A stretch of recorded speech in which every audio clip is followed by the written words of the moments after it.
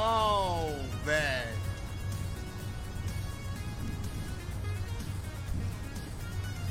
Man, I love the energy, man. I'm loving the energy here. I got the iPhone hooked up to the dash. I'm seeing the chat. I'm seeing the energy.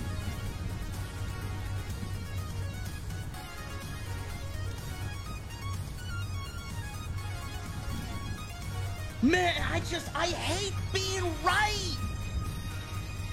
I hate being right all the time, man. It's honestly boring.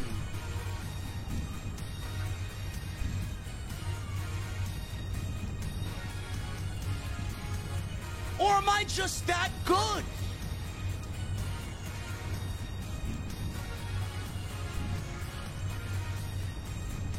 Ladies and gentlemen, it's not the day, it's not the night that AEW died.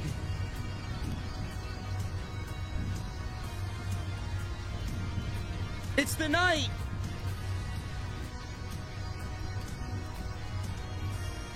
where it should be clear as day to anybody that it's a company that will never get it right.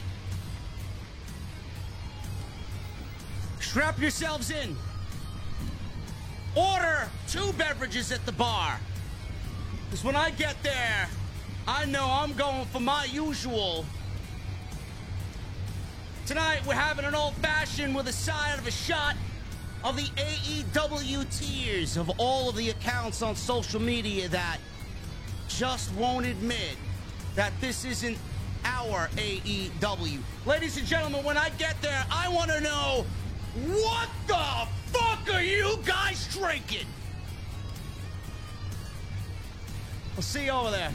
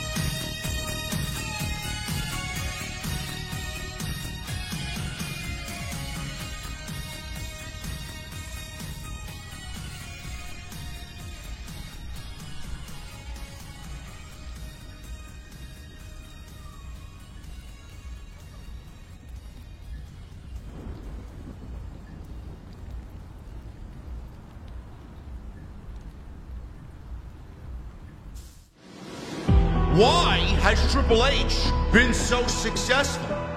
Why is Triple H running WWE better than Vince McMahon and Bruce Pritchard on Monday and Friday night? Long-term booking.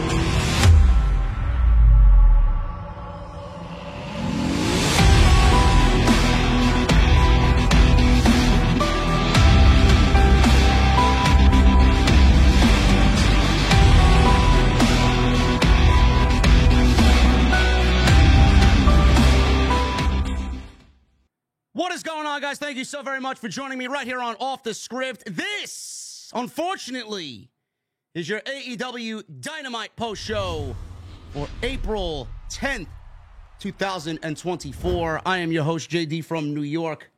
As always, coming to you live from the OTS venue. Thank you guys so very much for joining me on your Wednesday evenings, wherever you may be. The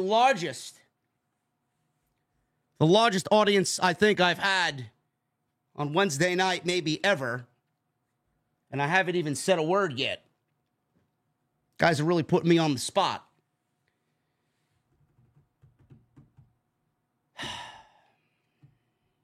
What did I say last week? I don't really want to go into this starting off at a 12.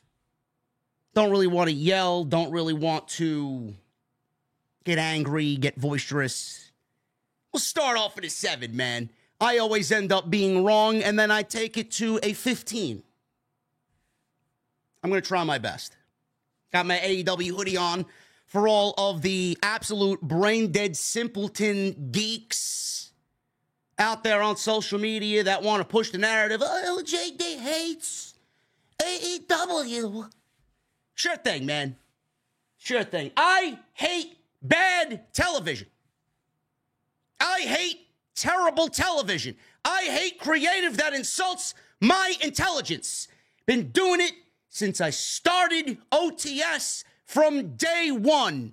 Why any AEW fans would expect anything different because it pertains to AEW is mind-boggling to me. I want to start off by saying, first and foremost, we got more people watching this stream than that were in attendance tonight for AEW Dynamite. What the fuck does that tell you? Number one. Number two. Tony Khan is becoming what he hates most. Vince McMahon. Minus the sexual allegations. Tony Khan is basically the reincarnate of Vince McMahon. Won't listen to nobody. Won't hand the reins over to somebody else that's going to get this place back on track. Doesn't want to hear anybody else's opinion. He is a child. And I mean that away from the human that is Tony Khan. I'm not talking about Tony as the friend, the son that Tony Khan is to his father. I don't know Tony personally. Have I interacted with Tony? Yes, I have. I'm talking specifically about Tony, the creative for AEW, Tony Khan. Tony Khan and Vince McMahon now have something in common. They have one glaring thing in common after tonight.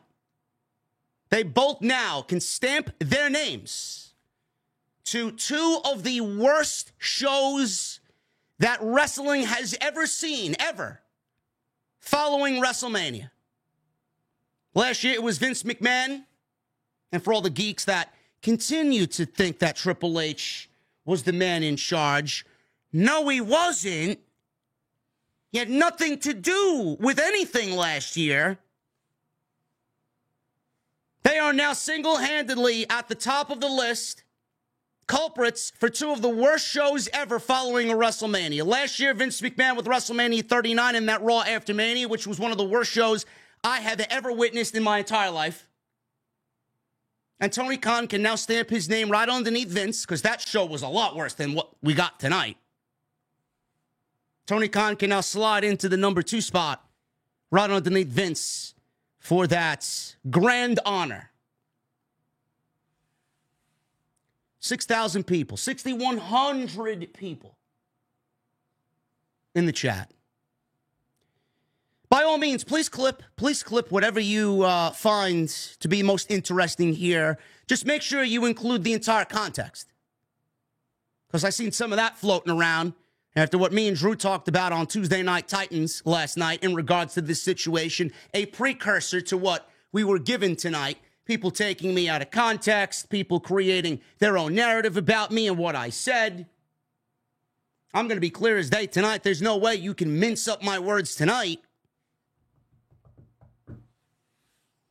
Tonight's show was the most unorganized, most sloppy, most out of this world, just who the fuck is this? What is this type of show that AEW's ever put on? They got a pay-per-view in 2 weeks. How excited am I for the pay-per-view? 0.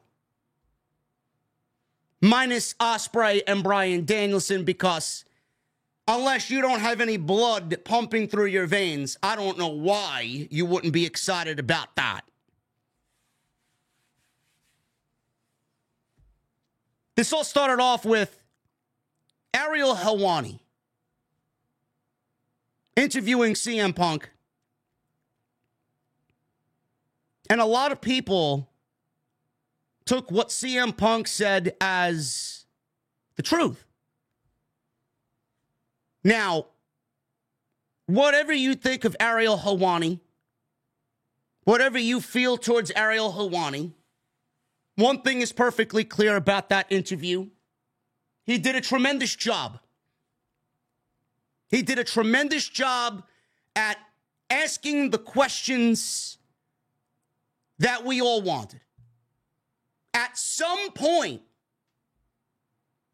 those questions were going to be asked.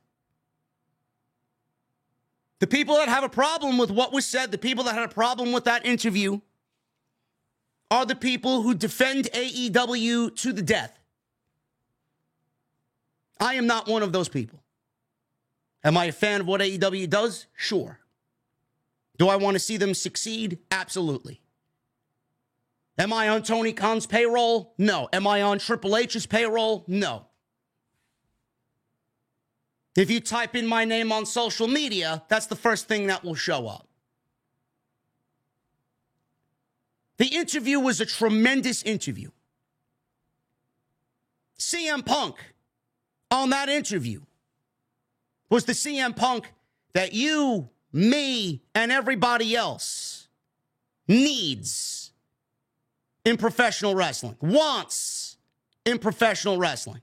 The only people that don't want CM Punk back in professional wrestling are the fans of AEW who seem to think that he was the problem. I'm not saying CM Punk wasn't the problem.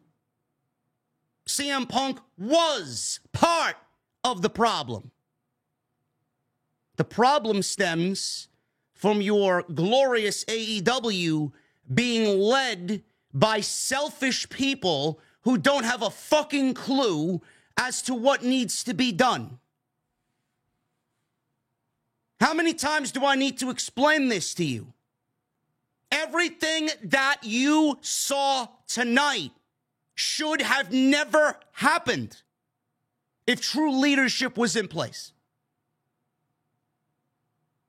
If Triple H, and I'm going to use his name here, if Triple H was sitting in that gorilla position waiting for CM Punk and Samoa Joe to go out to start All In, and this happened in front of Triple H, do you genuinely think that it would have even gotten to that point if Triple H was in charge? No. Do you want to know why? And it's not because I'm a Triple H shill. I'm partly a Triple H shill, but you'd know that if you watched me back when I had a fucking video game poster on my back wall and not this beautiful, beautiful set design that I have from Deviate. You would know that when I watched NXT religiously every week, praising what Triple H was doing with NXT when no one else was covering NXT. I was the only creator in this space covering NXT. Do you want to know why that wouldn't have happened? Because everybody respects Triple H. It would have never even gotten to that point. Colt Cabana would have never even gotten to that point. Adam Page would have never even gotten to that point. CM Punk coming back after 3 months, breaking his foot, cutting a promo on Adam Page that had nothing to do with his match with Jon Moxley. It would have never even gotten to that point. At this point, you're just letting the fucking wound fester and get infected. Then we get what we get at All Out. We get Brawl Out. Tony Khan sitting there next to Punk, heard every fucking thing he said. In one ear and out the other. Then the fight happens. We don't know what happened. We'll never know what happened. NDAs were signed. CM Punk was suspended. The Elite was suspended. The World Championship was vacated. Jon Moxley won the World Championship. And CM Punk went to go rehabilitate his injury to come back and start Collision. That's when we get the split rosters. Punk wants his side. Punk wants his team. Dynamite does what they want. Two separate shows. CM Punk said it would never work. It would never work. The split rosters would never work. He said it would never work because not of the fact that a split or a brand split wouldn't work in the sense that WWE does it. He said it wouldn't work because at some point, some way, everything is just going to come back to one another again, just like it did at All In. When CM Punk and Jack Perry needed to be in the same space together. When the Bucks and CM Punk had to be in the same space together. And then after that, Punk got fired. He quit. They fired him. Jack Perry was indefinitely suspended. We haven't seen him back on AEW television since. Tony Khan comes out, says he feared for his life. He never felt more in fear of his life than what had happened backstage. CM Punk then shows up in WWE at Survivor Series in Chicago in November to one of the greatest returns that the company has ever seen, the most watched social media video in the history of World Wrestling Entertainment. We all wondered why Tony Khan just let the biggest star that he is ever going to have in his grasp walk into the competition.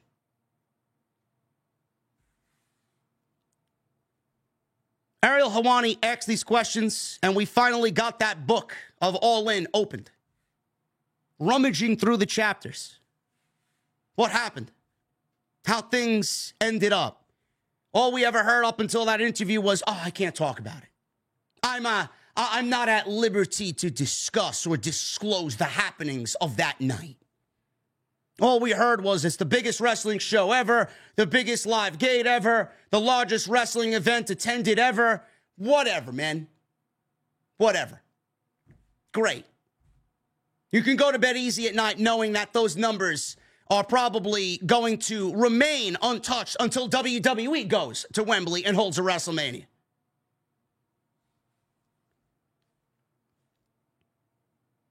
There was nothing in that interview that was incriminating.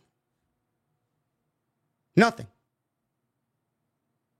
CM Punk did and said what he said and did what he did on a podcast. Not on Monday Night Raw. Not on SmackDown. Not on NXT. Not on WWE Main Event. Not on Superstars. Not on Speed. Not on Shotgun Saturday Night. Not on Sunday Night Heat. He did it on Ariel Helwani's podcast. It wasn't staged. It wasn't an elaborate setup to make AEW look bad. They weren't preordained questions given to Ariel Helwani by Nick Khan or Paul Levesque for Triple H to get his laughs in at AEW. How many of you have been with me since the beginning? What did I tell you when CM Punk was a free agent in that period between August and November? Everybody was like, WWE's not going to touch Punk with a 12-foot pole. They don't want Punk. He's just a problem waiting to happen. What did I say? Does anybody in the chat remember what I said? Triple H, without even having to look at his body language or hear the words come out of his mouth, Triple H would love for CM Punk to come onto WWE television and throw some cheap shots at AEW because Triple H blames AEW for everything that happened while he was gone. Now, that's not the case. Triple H can feel and do whatever he wants, but he blames Tony Khan. He blames AEW. There is a hatred there that we will never understand. Tony Khan didn't kill NXT. Vince McMahon did. Triple H is now asserting his dominance. CM Punk is back on WWE television, and before he even signed the dotted line, you knew Triple H was going to give CM Punk a live microphone to have him do and say whatever he wants. Because that's the CM Punk that we needed. I wouldn't have it any other way. He did it on AEW television. Now he does it on WWE television, and it's a fucking problem.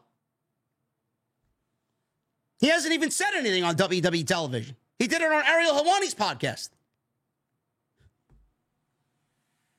I don't understand how anybody is upset with what Punk said on that show after what we got tonight. How are you upset? What exactly are you upset about? CM Punk laid out exactly what happened. They showed us the footage, and everything that CM Punk said on Ariel Helwani's show was exactly the way CM Punk described it at. I don't understand what you're so upset about.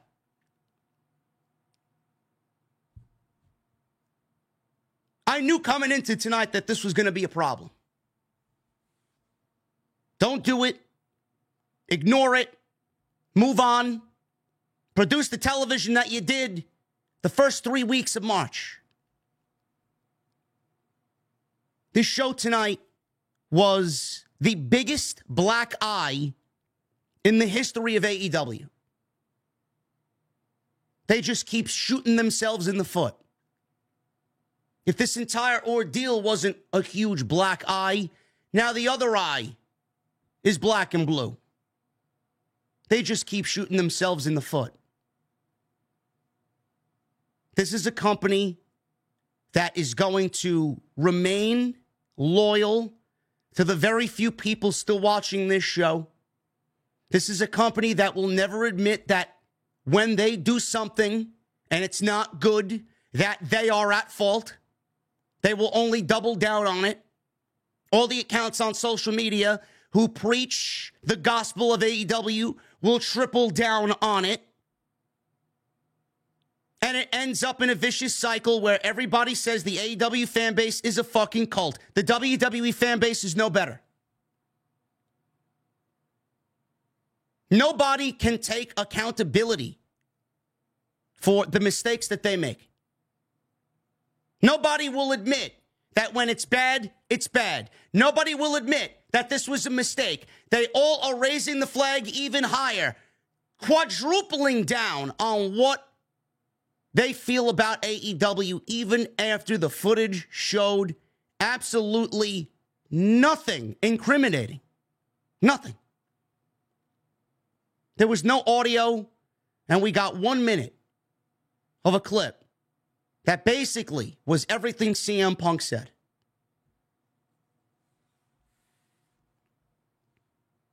Could CM Punk have not answered the questions? Sure. Sure.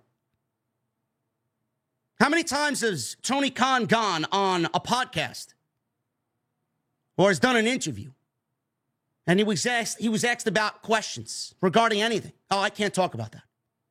Oh, I don't want to talk about that. Oh, I'm not at liberty to discuss that. Oh, I can't say anything in regards to that matter. Ariel Helwani interviewed Tony Khan and asked him questions pertaining to AEW, questions that people wanted answers to. No, no, no, I can't talk about that. No, no, no, I'm not at liberty to discuss that. Yet CM Punk goes on the same show with the same host, is asked questions, and he's the fucking problem for answering the questions. Makes sense. Do you just genuinely dislike CM Punk, or do you not like hearing the truth about your company? I never once stood for CM Punk. CM Punk is in the right. He's 100% right in this. CM Punk has no blame in the matter. Never. Never. Back when it all happened, the things that we were hearing Me and everybody else said it's probably the right decision that Tony Khan got rid of CM Punk because it was just so much things mounting on top of one another. It was just a complete snowball effect. From the things that we heard and the things that we read, it was probably best to fire CM Punk. But after tonight, I certainly have a different way of looking at things. They showed the footage. Believe it or not, they showed the footage tonight. I thought upon hearing this, we were going to get some troll job. I thought upon seeing this, we were going to see two cosplayers out there. I legitimately, and I talked about this with Drew last night on TNT, I legitimately thought we were getting fake Razor and fake Diesel vibes from this. That's what my initial thought was. They announced this Saturday night. After night one of WrestleMania, during the live post-show scrum that had Roman Reigns, The Rock, Cody, Triple H. They dropped this news on AEW Collision Saturday night at midnight. I don't understand why AEW, in this case, doesn't take a step back and just let the weekend belong to WWE. Nobody's watching Collision on a Saturday night, especially with WrestleMania Night 1 going on. Nobody's watching AEW Collision on a Saturday night, preempted at fucking midnight. You drop this graphic and this news that you're going to show All In. So, by all accounts, the 400,000 that watched it, who exactly saw Collision, number one, and number two, how effective do you think that is to drop that news on Saturday night, WrestleMania weekend, where you have zero momentum going into tonight's Dynamite? That was the first thing that I questioned. It's almost as if it wasn't seen or heard by anybody. All it did was get it out on social media, and the fucking social media troglodytes and the fucking geeks and the virgins on social media ran wild with it. Nobody of importance cared about that news. They thought they were going to steal some thunder away from WrestleMania and WWE. Oh, we didn't like what Ariel Helwani and CM Punk said. We'll show them. Ha-ha.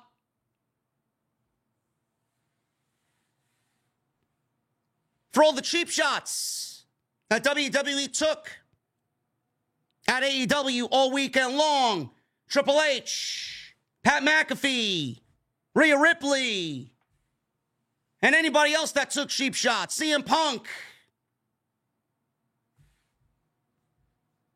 Could WWE have been the bigger promotion? Sure.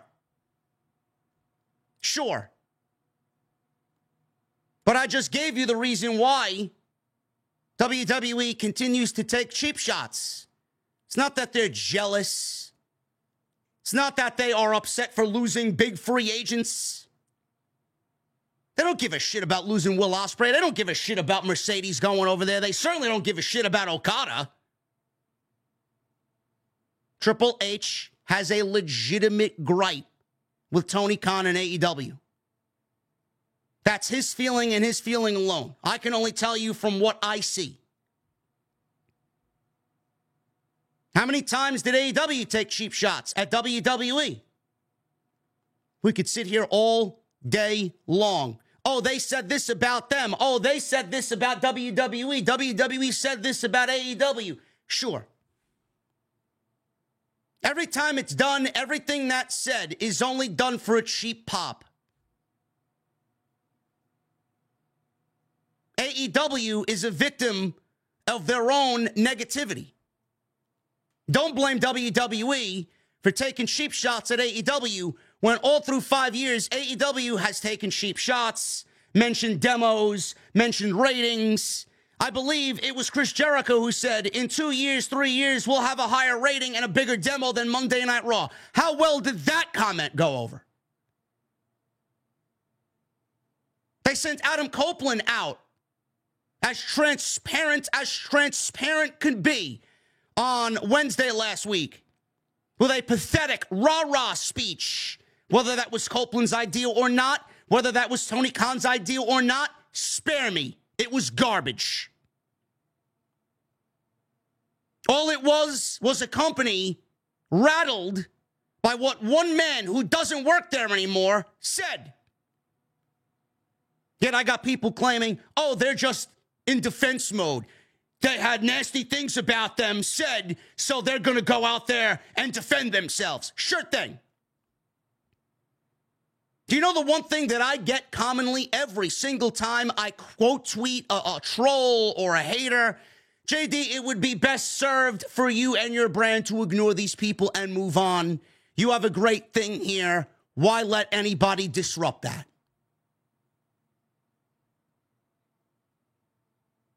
As transparent could be. Adam Copeland says there's a lot of negativity going on in the world of professional wrestling. Let's talk about the positives. Literally 1 week later, Tony Khan is opening up the biggest book of negativity that you could possibly ever ask for, rendering Adam Copeland not only and his promo useless, but he looks like a fucking dumbass. Nobody has a problem with that, though, right? Adam Copeland's speech was best served in a locker room rah-rah speech for that locker room only. I don't give a shit about Adam Copeland. This is where the best wrestle. I don't give a shit what you feel about CM Punk. Ignore it. Ignore it. Yet you let it be what that entire show was last week. And then you double down on it. Then you send Dax Harwood out on Collision, off camera. Some geek pulled out his cell phone and recorded the whole fucking promo where he doubles down on what Copeland said. Why? I don't care. Most of us want to move on. Yet you're there arguing with WWE, who's the biggest troll on Reddit.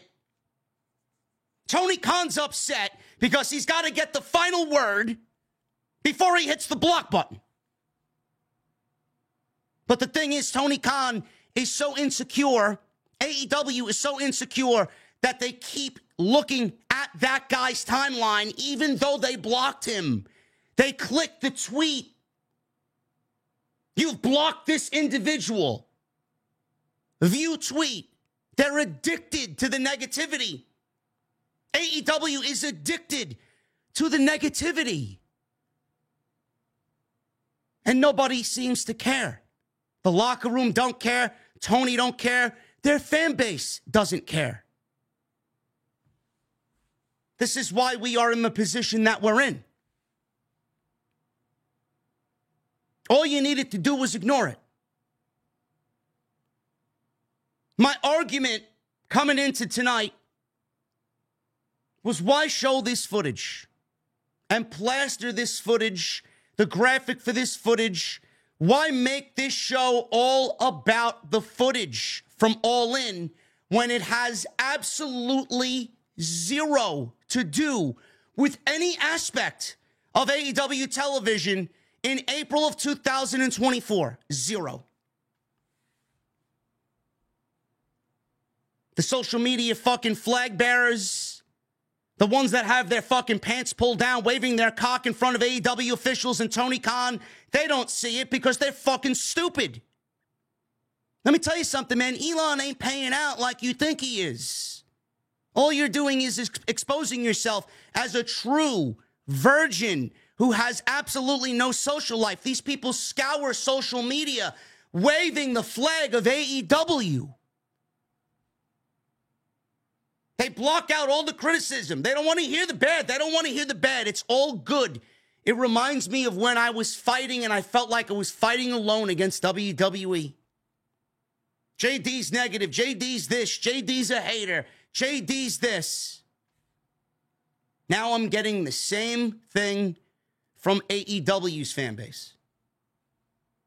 People telling me they're not watching me. I've changed. Motherfucker, I have not changed. I've only changed for the better, number one. Number two, I have never changed in my entire career as a content creator in this space. Not only is my beard getting more majestic with the gray that's coming on in, not only do I have a beautiful fucking car that is funded by this show and you beautiful people, but I got the number one fucking podcast in this entire space with 8,000 fucking people on a Wednesday night because I haven't fucking changed. The only thing that's changed is your beloved AEW for the worse. Not me. The footage had nothing to do with current AEW television. No matter what Tony Khan wants to say with any publication, Tony Khan goes on Sports Illustrated and says, the reason why we're leaking the footage is because we have a great Dynamite coming up and it's going to be storyline driven and it's going to take us into AEW Dynasty.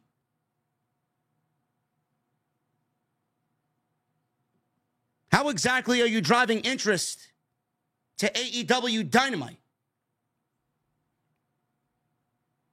How exactly are you driving natural interest to AEW Dynamite? Let me ask you guys something for all the people that are listening to me now. If they drive interest for this one show, did tonight maintain? Is tonight going to maintain that interest over a couple week span? Over the course of the next few weeks, is that interest going to remain high? I don't think so. I think I'm pretty good at what I do. I think I have a keen eye for these types of things. Tonight didn't do anything. That was the whole point of my rant on Tuesday night. Why? It has nothing to do with any current storylines on AEW television. So they showed the footage. You made the entire show about the footage. The footage that include an employee that doesn't work there anymore. Your biggest star is still CM Punk. The footage aired. What exactly did it accomplish?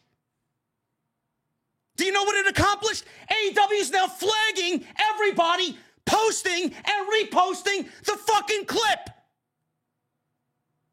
What exactly did it accomplish?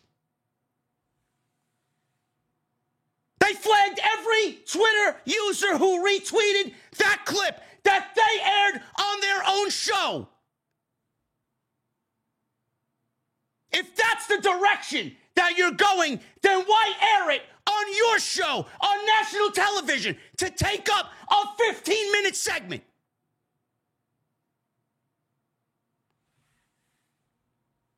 Because you're all fucking children. Everybody in management is a fucking child. Tony Khan is a fucking child. Matt and Nick Jackson are fucking children. The creative team, if you could even call them that, after this fucking despicable display of bullshit that we saw tonight. This isn't playing with your fucking action figures. You're genuinely wasting my time and everybody else's fucking time.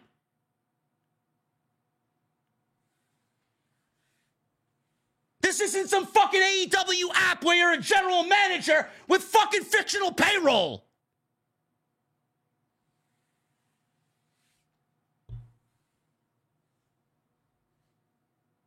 What good did the fucking clip do for the longevity of AEW television? Nothing.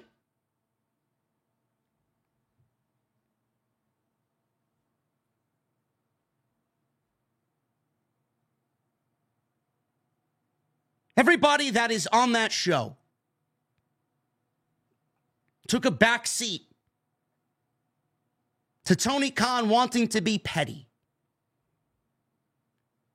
to the Young Bucks wanting to be petty, to make CM Punk look like a fool. All AEW did tonight was put humiliating CM Punk at the top of their list, AEW Dynasty at the bottom of that list. Oh, but Swerve, Tony Storm. If I'm someone on that roster that's booked for that show in St. Louis, I'm absolutely fucking infuriated at what the final product was tonight. Honestly. If I'm Will Ospreay, first of all, Will Ospreay cut a promo, had nothing to do with his match with Bryan Danielson. Nothing. Will Ospreay cut a promo as if he was in a match with Triple H.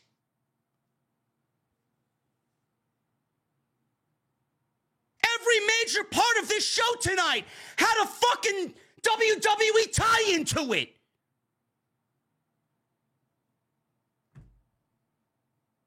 CM Punk don't even work there anymore. The biggest thing on this show was CM Punk. And immediately following that, Will Ospreay cuts a promo on Triple H.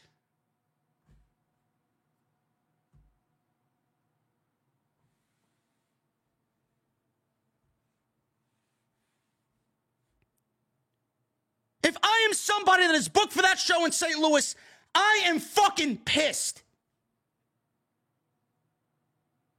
The women's division that is undergoing some sort of construction, some facelift. That took a backseat.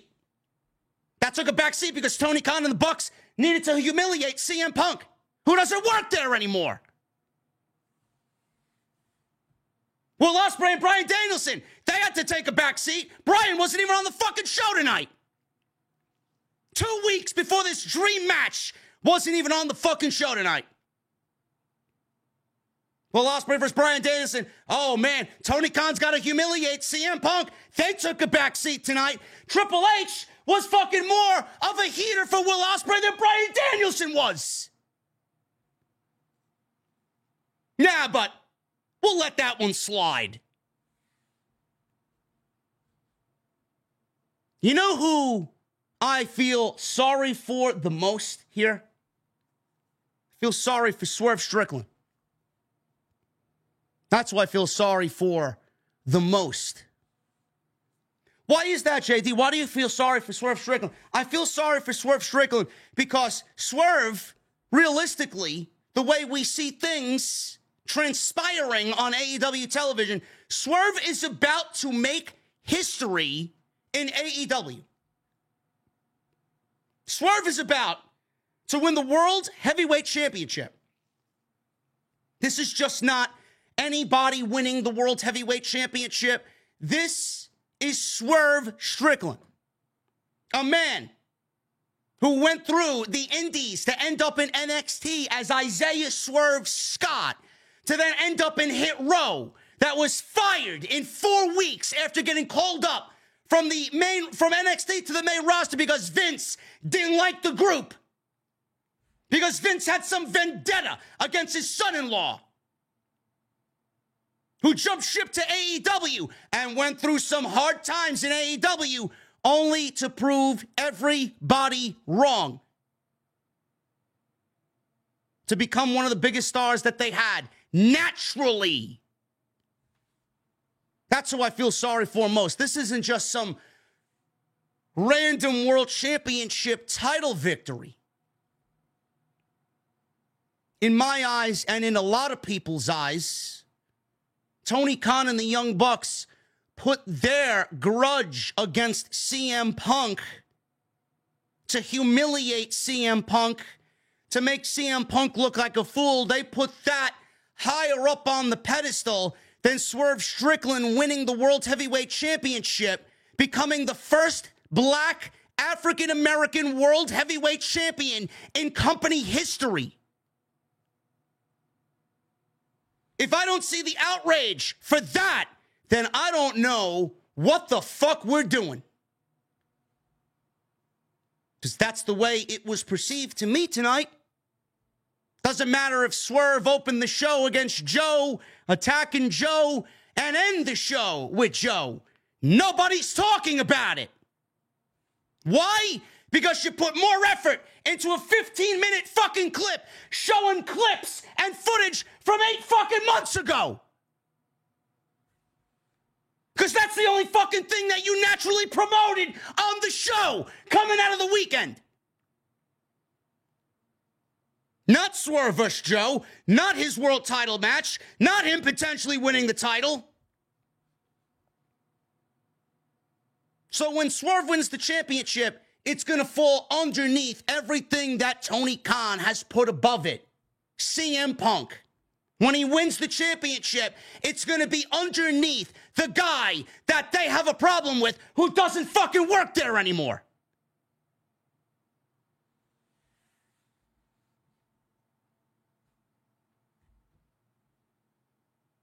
Tony says it was used to build story. What story? TK, what story?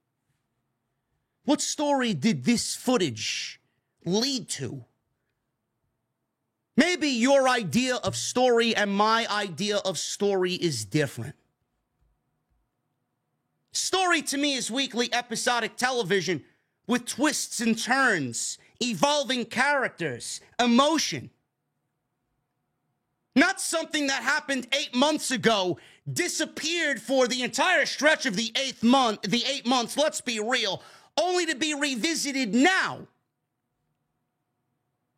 As if Adam Copeland's promo last week wasn't as transparent as the fucking PNG file that I get for the fucking thumbnails. This was pathetic. Genuinely pathetic. Sad. What story did it forward? Stop using the, AEW tells stories. This isn't a fucking story. The only match that mattered in the trilogy of FTR and the Young Bucks was the fucking first match. Second match didn't do anything for me personally. The third match at All In certainly didn't do anything for me. I was there. Zero emotion. Now you're using the footage for CM Punk and Jack Perry and pawning it off as, it's being used as part of a story. No, it's being used to drive ratings for your show because you and your fucking team are as clueless as they come. Who wrote the shows in the beginning of March? I'd love to know who the fuck they were. Whoever they are, let's get them on board to write the shows full time because it doesn't feel the same. So before anybody says, JD's an AEW hater, clearly you didn't watch the beginning of March when I openly praised week after week after week and Revolution as being the greatest stretch of TV that AEW's ever put on. So all that I'm saying right now is warranted because the shows are fucking steaming piles of dog shit.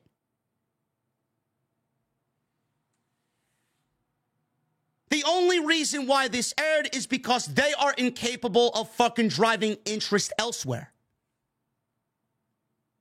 It's not working. Whatever they're doing is not working. Mercedes is not working. Mercedes debuted at Big Business. That was the second week of March. We're not getting her in the ring until fucking Double or Nothing at the end of May, Memorial Day weekend? How is that even allowed? Then you wonder why. She's got all this hate on social media. Why she's being called not a game changer. You're the reason. You are the reason Mercedes is getting all of the negativity thrown at her. It's not her fucking fault. How could she prove that she's a game changer if she's not in the fucking ring?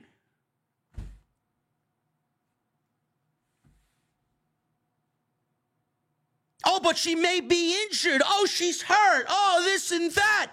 Spare me with the fucking excuses. Spare me with the excuses. The woman is not in the ring training. She's not posting clips on social media of her running the ropes and taking a bump and fucking bouncing around if she's not cleared.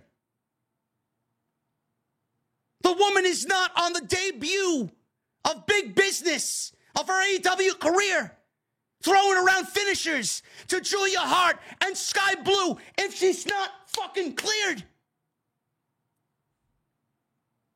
Double or nothing.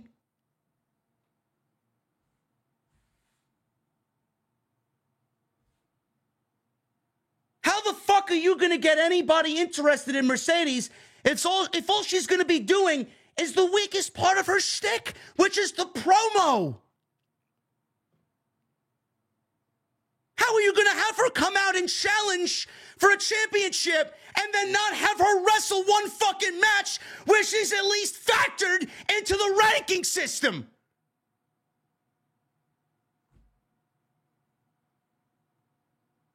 Decisions that are blindly being made and nobody there can admit that they're fucking up. Nobody. How do you think me and everybody else who has a fucking brain is gonna look at that? How? Oh no, but AEW's the alternative. What's the alternative? You not making sense? The only alternative I see is AEW doing what Vince and Bruce used to do, because they're certainly not the alternative to Paul Levesque. How are we now going to give off the vibe of alternative? Let's do what Vince would usually do. Make our audience into blithering idiots. Insult their intelligence.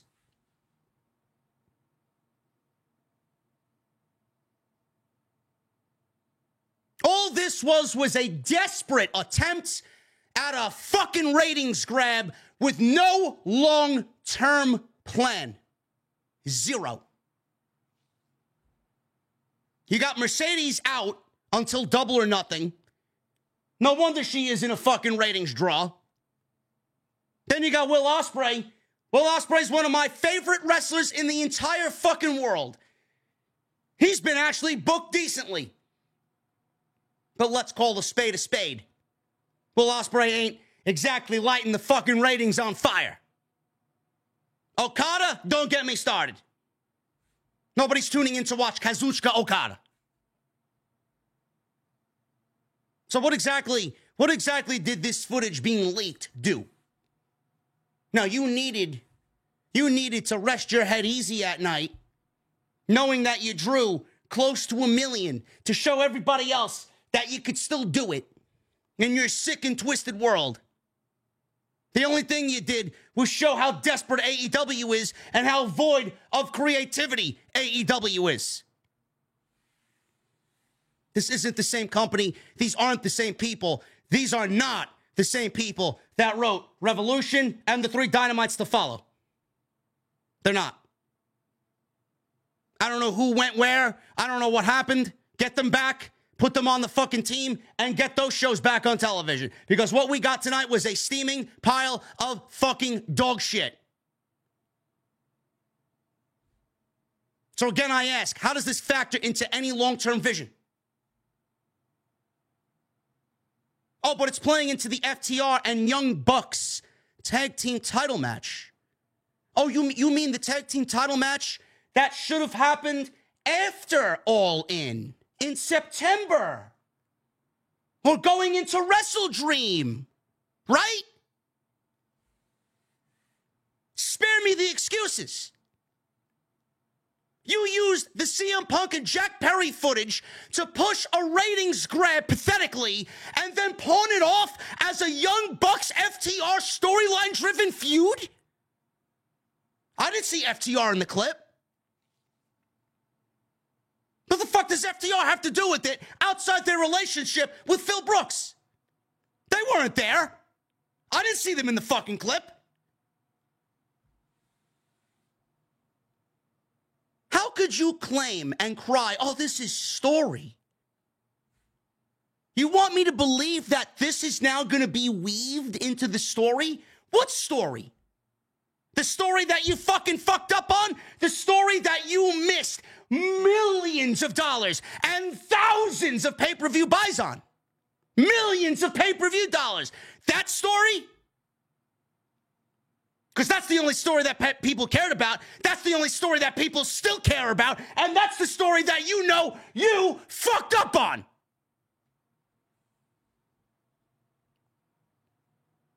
And like I said minutes ago, nobody will admit that they are wrong. CM Punk's footage with Jack Perry should have led to the greatest AEW storyline and the biggest matches in company history. It led to the biggest superstar being fired, only to walk into WWE and be made into an even bigger star. How exactly is this going to forward an FTR Young Bucks tag team title match when the tag team title tournament had nothing to do with the All-In footage? The Young Bucks go from retiring Sting, firing Kenny, suspending Paige, bringing in Okada, taking the Continental title, winning the fucking brackets in their tournament to land in the finals. You think that you are slick enough and the fans are dumb enough to see, oh, well, maybe we'll weave in the All-In stuff and make a story out of it. What? How are you gonna make a story from All-In 8 months ago about two teams in a fucking tournament on both sides of the bracket and them ending up in the finals? How the fuck does that have anything to do with All-In? What I watched tonight was sheer stupidity. It was the epitome of pathetic. You can't take a fucking tournament and put two teams in the tournament on both sides of the bracket with both teams ending up in the finals and then cry fucking story. Oh, we got to show the All-In footage. Story. Poor Dax, poor Cash had to come out after that segment and try and garner heat for something that didn't have any to begin with. Dax and Cash's promo tonight was void of any emotion and was as hollow as anything on AEW television, maybe ever. And I hate saying that about those guys because I love those guys.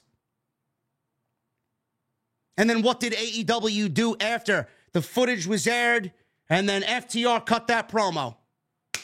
Right to the next segment. Right to commercial. Right into Will Ospreay shitting on Triple H for comments that were made that Triple H never mentioned Will Ospreay on. As if it was nothing. What could have been the biggest storyline in AEW history was placed in the fucking first half of the show and treated just like everything else, mid, with no heat. Nobody gives a shit about FTR, nobody gives a shit about the Young Bucks, and nobody gives a shit about this tag team title match that we've already been fucking beaten over the head with 3 times already. 80,000 people couldn't give this fucking shit heat. Now you're expecting to drum up heat with something that has nothing to do with the fucking titles?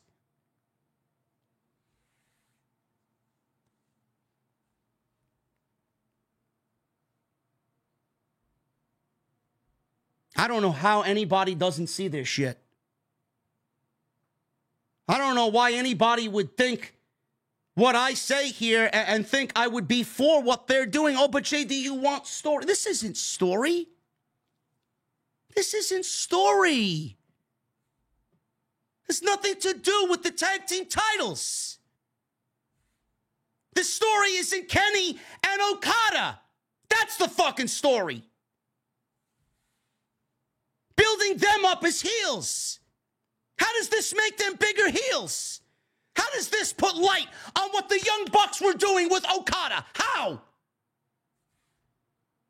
All this does is prove that CM Punk and everything he said on Ariel Helwani was 100% accurate.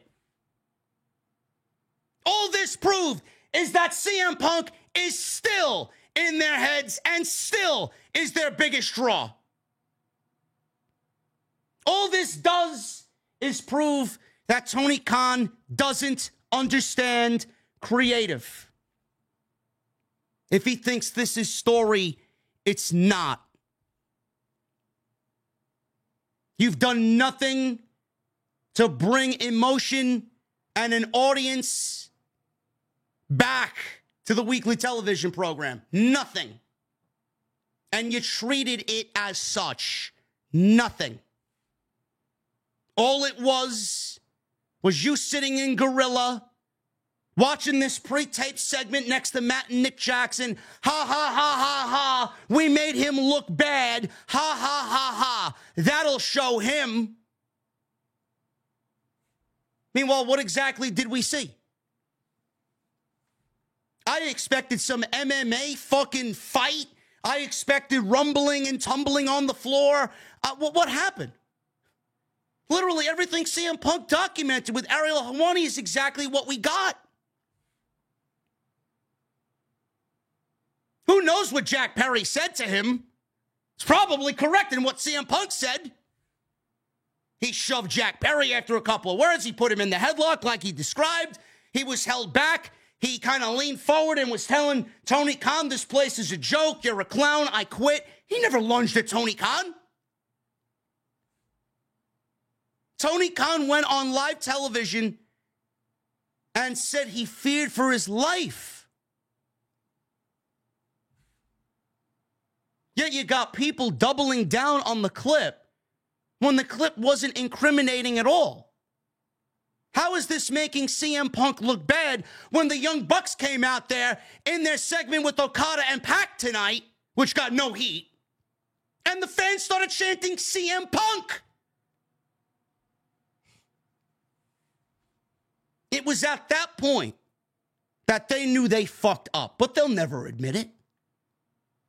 They'll never admit it.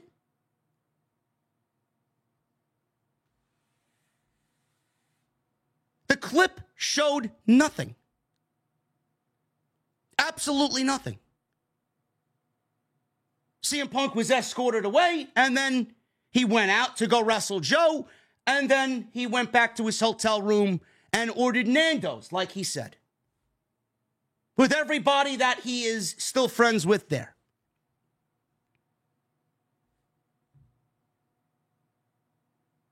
I don't know how people are twisting this into their own narrative. I don't really get it. How are you going to bring Jack Perry back after that? How? How do you think that makes Jack Perry? If you're thinking, if the other thing here is, oh yeah, we're going to bring Jack Perry back and we're going to lead this into bringing Jack Perry back to AEW television, how the fuck does that make Jack Perry look? You're going to bring him back after that, after he looks like a fucking bitch?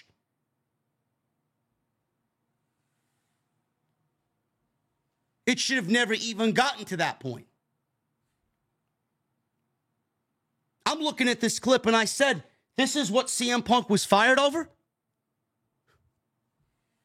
Let that sink in. Let that sink in. This is what CM Punk was fired over?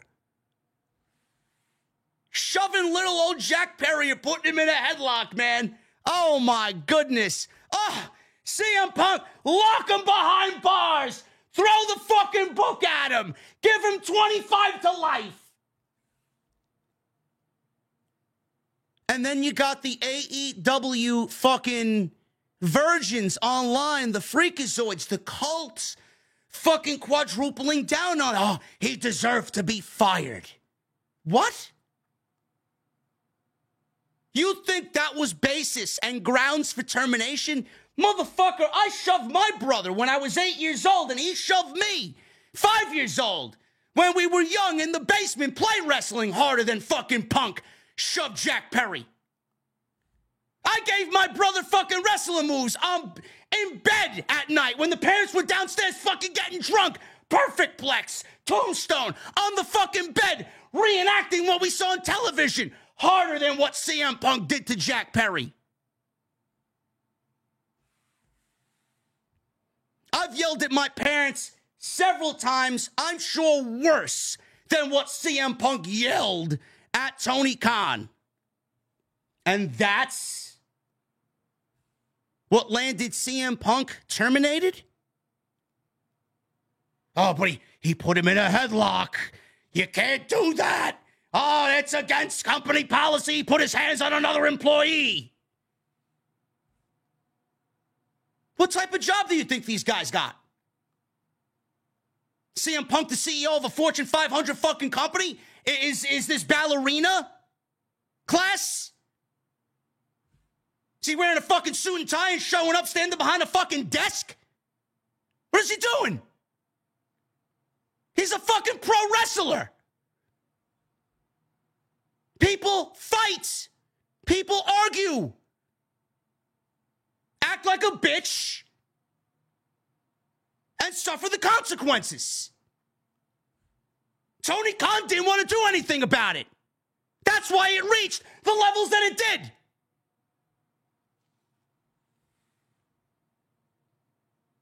You fired him over that?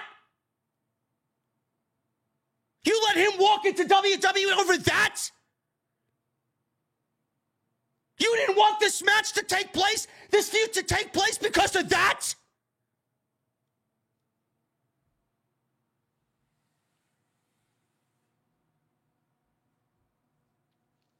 You feared for your life because of that?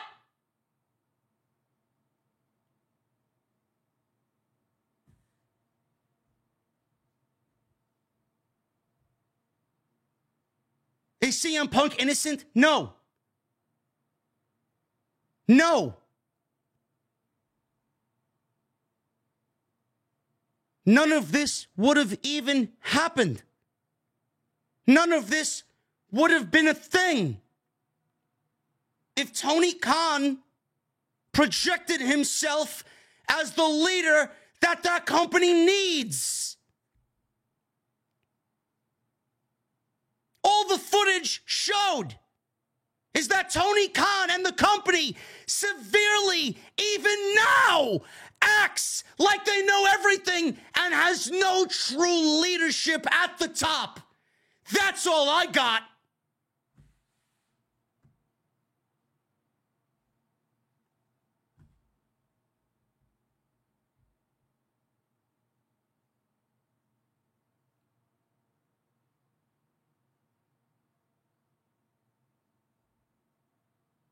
I'm befuddled.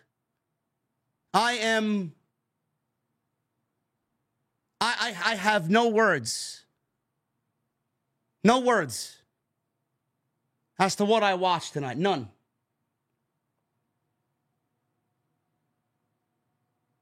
That's what landed CM Punk terminated. That's what you thought was going to be your ha-ha moment.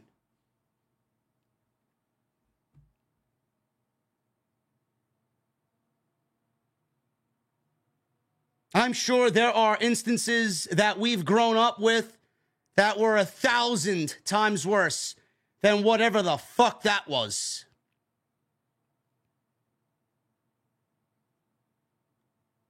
And that's what landed CM Punk fired from AEW. That.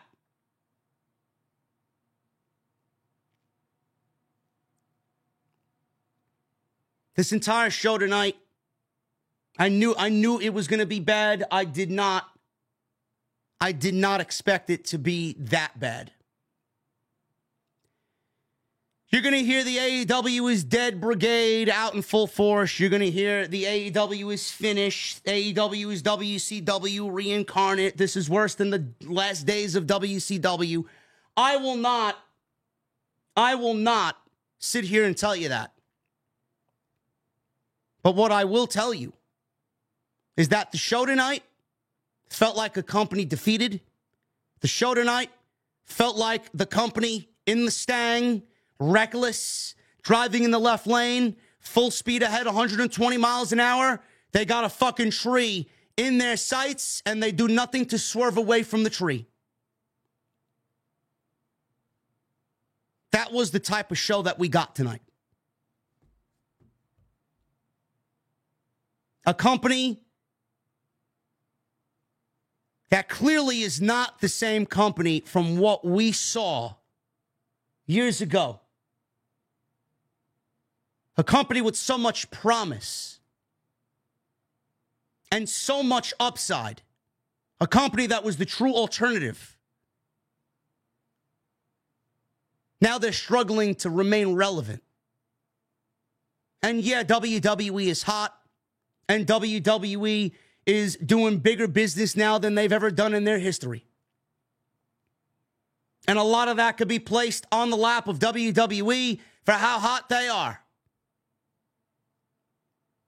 But these are the moments where AEW really needs to put their best foot forward and show everybody exactly what they were, who they were in the beginning stages of their life cycle. This seems like a company, it feels like a company that is lost, that is clueless, a company that doesn't have any true leadership at the top, a company that will use the lowest of low tactics to remain relevant, to try and gauge interest by reaching for such desperate straws. That's not the AEW that we remember. It's not. I'm not here for the banter between WWE and AEW. I'm not here for the Monday Night Wars of Nitro and Raw is War. I'm not. I'm here for business. I'm here for a great Raw, a great SmackDown, a great WWE, a great AEW. It seems like AEW is so concerned about what WWE is doing to even more extremes than ever before. And it's making them lose sight even more so of who they are. This isn't my AEW. This isn't why I wear the hoodie. I remember I wore the hoodie everywhere. I got 3 AEW hoodies. You know how many times I wore them back during the pandemic era? Every single place I went, I raised the flag proud because it was easy to. AEW was cool. AEW was the best thing that we had. AEW was a true alternative. Do you know where I wear my AEW hoodies now? Nowhere. I'm seen with my Symphony X hoodie and my Alter Bridge hoodie and any other band I listen to's hoodie. Because I'm not proud of AEW anymore. I'm not. I'm actually embarrassed. The only reason I wore it today is to show everybody that I still do love the company, even through its hardships. Same thing I did with WWE, which kind of makes the rant a little bit odd. Everybody thinks, probably listening to this if you're new, that I hate it. I don't hate AEW. I don't. But I also have to be upfront and honest with them and you. The Rock said professional wrestling is cool again. Is it? Not after the stunt that they pulled tonight. No, it's not. AEW is not cool. AEW is sad. AEW is embarrassed. Did you see what Tony Schiavone was doing after the segment aired? He had his head down in shame, just like we all did. Embarrassed.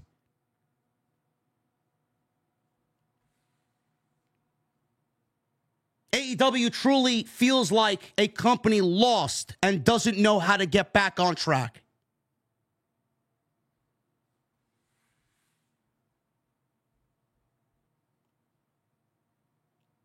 It's honestly sad. I'm not angry. I'm more sad than anything. And the AEW machine is going to continue to roll on. They'll keep giving the fucking marks their dream matches with barely any story and try and explain that the story happens within the match to lead to a bigger story. You know, I'm not asking for them to be WWE. I'm not asking for them to steal WWE's ideologies and their methods. I'm asking for you to borrow what works and make it into your own. They refuse to make the appropriate changes to make things feel better. They're going to continue doing what they think is best. And I will continue to sit here and tell you when it works, it works. And when it doesn't, it doesn't. For all the people blaming CM Punk, you can blame CM Punk till you're blue in the fucking face. You can sit there and ask, well, why did CM Punk have to mention AEW? He was asked the question. Why is WWE doing this? Because they fucking can. Just like AEW can and did. The only difference is CM Punk didn't go on Raw and make his feud with Drew McIntyre into a fucking AEW fucking let's make fun of them fest. He didn't take up precious television time during his feud with Drew McIntyre to fucking get one over on Tony Khan. That's the difference. That's what Tony Khan should have did. You want to leak the footage? Great. Give me the fucking footage. Air it in front of 8,000 people. I got double the audience that was in attendance tonight. Go on Ariel Helwani's show and leak the footage. You took precious television time up to do what?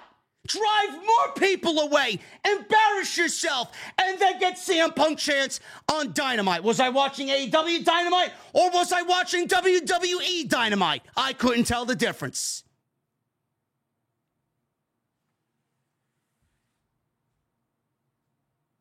And you know what? I told Tony this. I told Tony everything that you heard in this fucking show. Everything.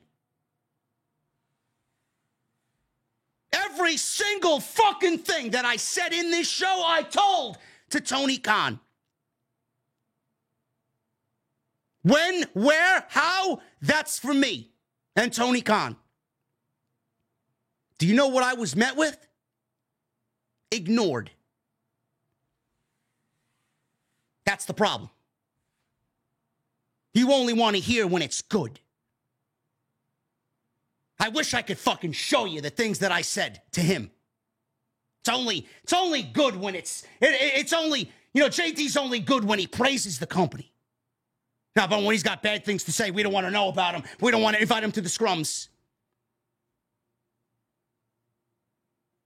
There's only one other person live tonight doing what I do that's probably giving you just about the same opinion that I did, probably in a more low-key fashion, and that's Solid Monster.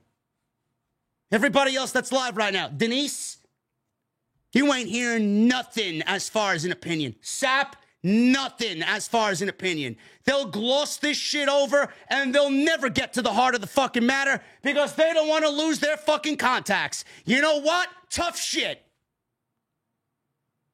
Everybody else that's invited to these scrums, these fucking no-name, low-brow, fucking basement dwellers, fucking bedroom streamers, they all won't say a fucking thing. They'll just ride the coattails and like the lemmings they are, fall off the fucking cliff because Tony's dangling that media pass. We can't let that go. We gotta look cool in front of all of our fucking audience of 20.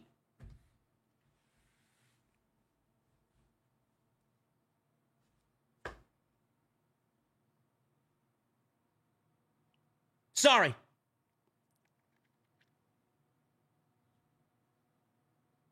This looks like a company, feels like a company, especially after they fucking flagged everything tonight on social media. It goes to show you how fucking pathetic they are, how scared they are, how fucking absolutely void of what really needs to happen.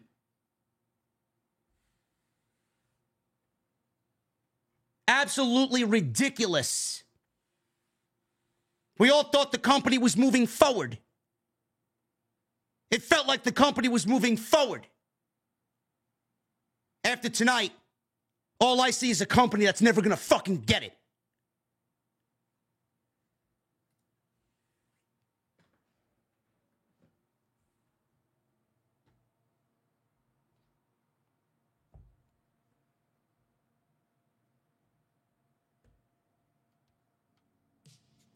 Everything I said, I stand by.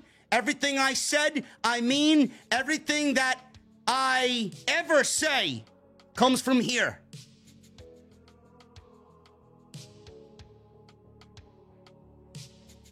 You don't like it?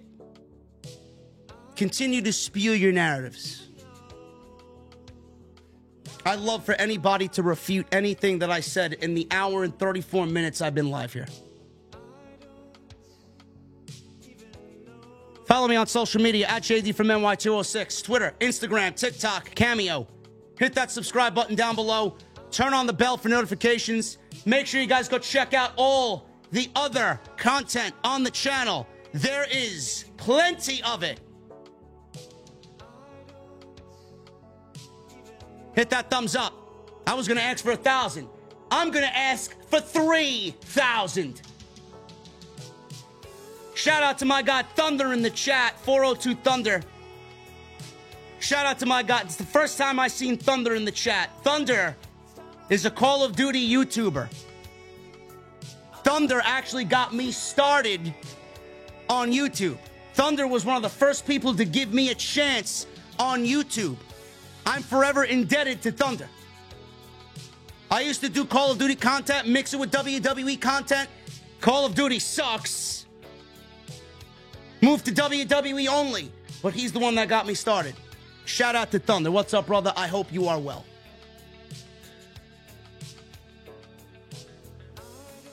$3,000 likes. Let's try for 3,000 likes on tonight's show. And tonight's show is sponsored by my great friends over at Blue Chew. BlueChew.com. Code JD at checkout. $5 shipping and handling is all you need to do.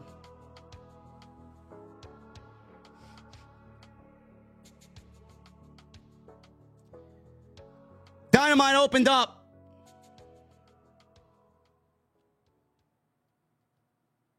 We had a world title elimination match between Samoa Joe and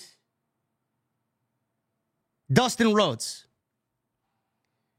I did not touch upon this. I did not touch upon this in the rant that I gave everybody.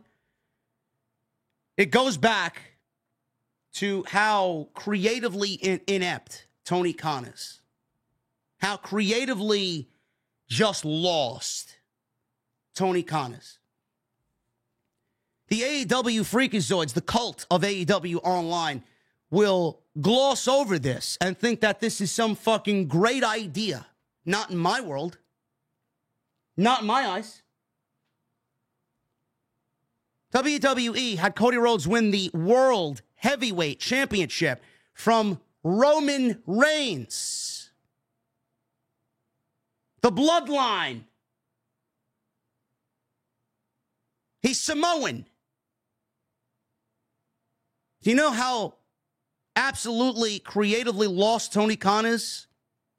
You know how much Tony Khan has lost his vision? How AEW's lost its vision? They thought that it would be a good idea for Dustin Rhodes to get a world championship eliminator match tonight against Samoa Joe. 3 days after Cody Rhodes won the World Heavyweight Championship in the greatest WrestleMania main event of our generation. What's with AEW being so upfront and transparent, TK? Whose idea was this? Was this the great idea of your creative team, Will Washington? Whose idea was this? Oh, I know it would be a great idea, TK. We'll use Dustin Rhodes to finish his story. What story? You mean the story that Cody Rhodes was telling over the last 7 years? The story that you guys took away from him when he couldn't challenge for the World Heavyweight Championship anymore? The story that he wanted to finish because you drove him out of the fucking company? That story. How they don't find this to be a desperate fucking attempt at relevancy is beyond me. Dustin Rhodes versus Samoa Joe for a world championship. They got Dustin cutting this fucking promo in front of 300,000 people on Collision. Nobody fucking cares. Who's going to see it? Crying about how he needs to finish his own story. Who gives a shit, bro? Who? Absolutely fucking pathetic. Samoa Joe made his entrance. He was ambushed by Swerve. They fought to the side of the stage where Joe set up a table against the railing off to the side of the stage. Strickland speared him through the table. Referees came out to hold Strickland back, further attacking the champion. Oh, now you want to make Swerve and his ascent to the world championship. Now you want to make it a priority. This entire segment meant nothing because of AEW hyping up the footage of CM Punk at All In.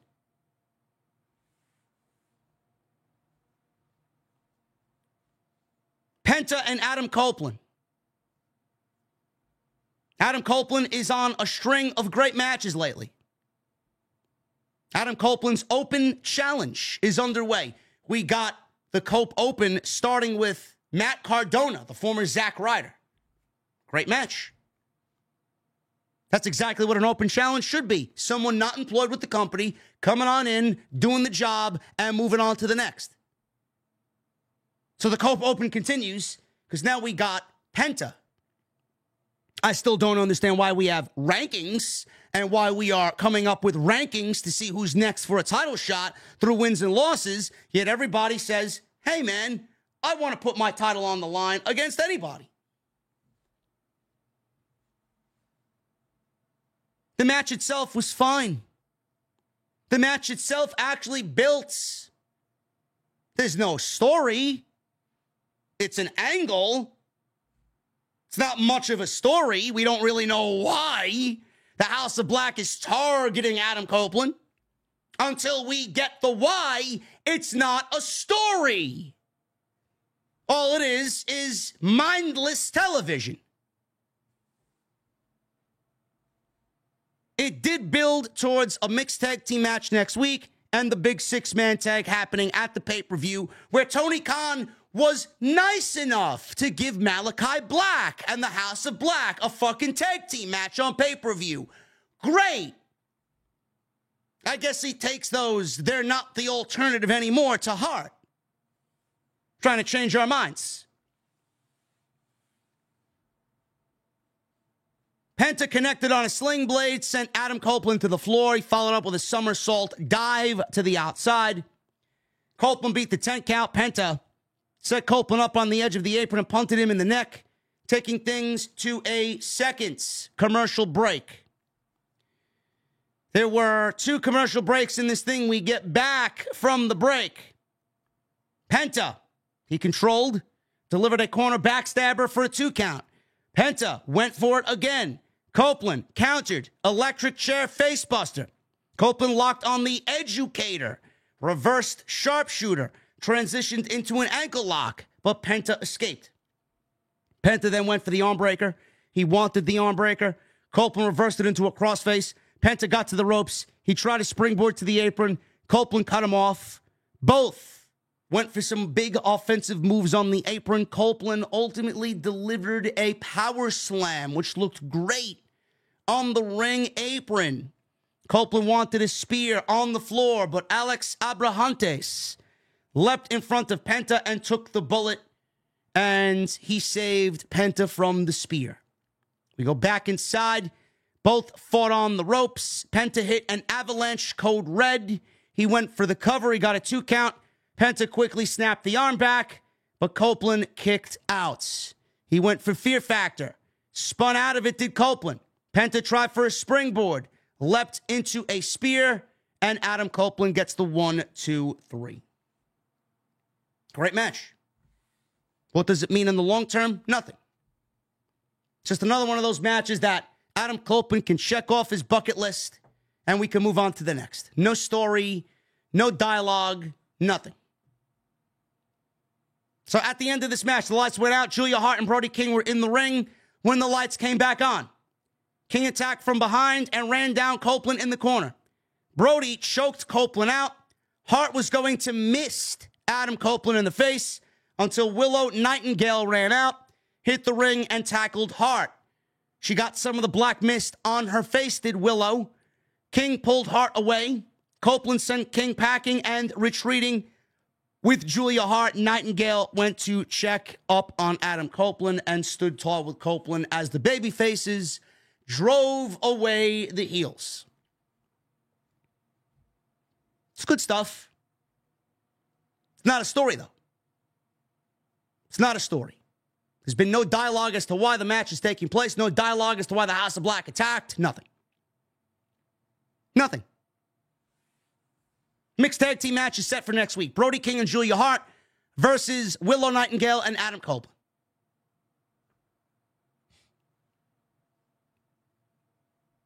Renee Paquette was backstage with Chris Jericho, Hook, and Katsuyori Shibata. Talks about their 6-man tag team match tonight against Shane Taylor Promotions. Looks like Tony Khan didn't get any sleep. Who the fuck cares about Shane Taylor, Anthony Ogogo, and Lee Moriarty? Are we watching AEW Dark, or is this the A show? What exactly are we doing? This is Ring of Honor garbage on television. Get it off TBS. How many times do I need to repeat myself? Keep Ring of Honor to Ring of Honor. Get this shit off of Dynamite. And get this shit off of Collision. No business to be on Dynamite. None. Jericho said Hook brought in Shibata on his own, which means he's learning under the Jericho learning tree. Tonight they can both sit under that tree. He went over the match with them, told them what they needed to do. Jericho said if they breathe the verified air of Jericho, they will be successful. Jericho walked off and Shibata said through his phone, "What's Jericho's deal?" Hook said, "Don't worry about it." And then Shibata looked at Renee's necklace and complimented her necklace. I'm sure this is going to drive the interest to Dynamite for next week's show. Renee Paquette was then backstage with Mark Briscoe, Eddie Kingston, and Mark Briscoe is the new Ring of Honor World Champion, beating Eddie Kingston at Supercard of Honor. She congratulated Briscoe on winning the ROH title from Kingston. Both are really excited for their match at Dynasty. Adam Copeland walked in with Willow and Stokely Hathaway.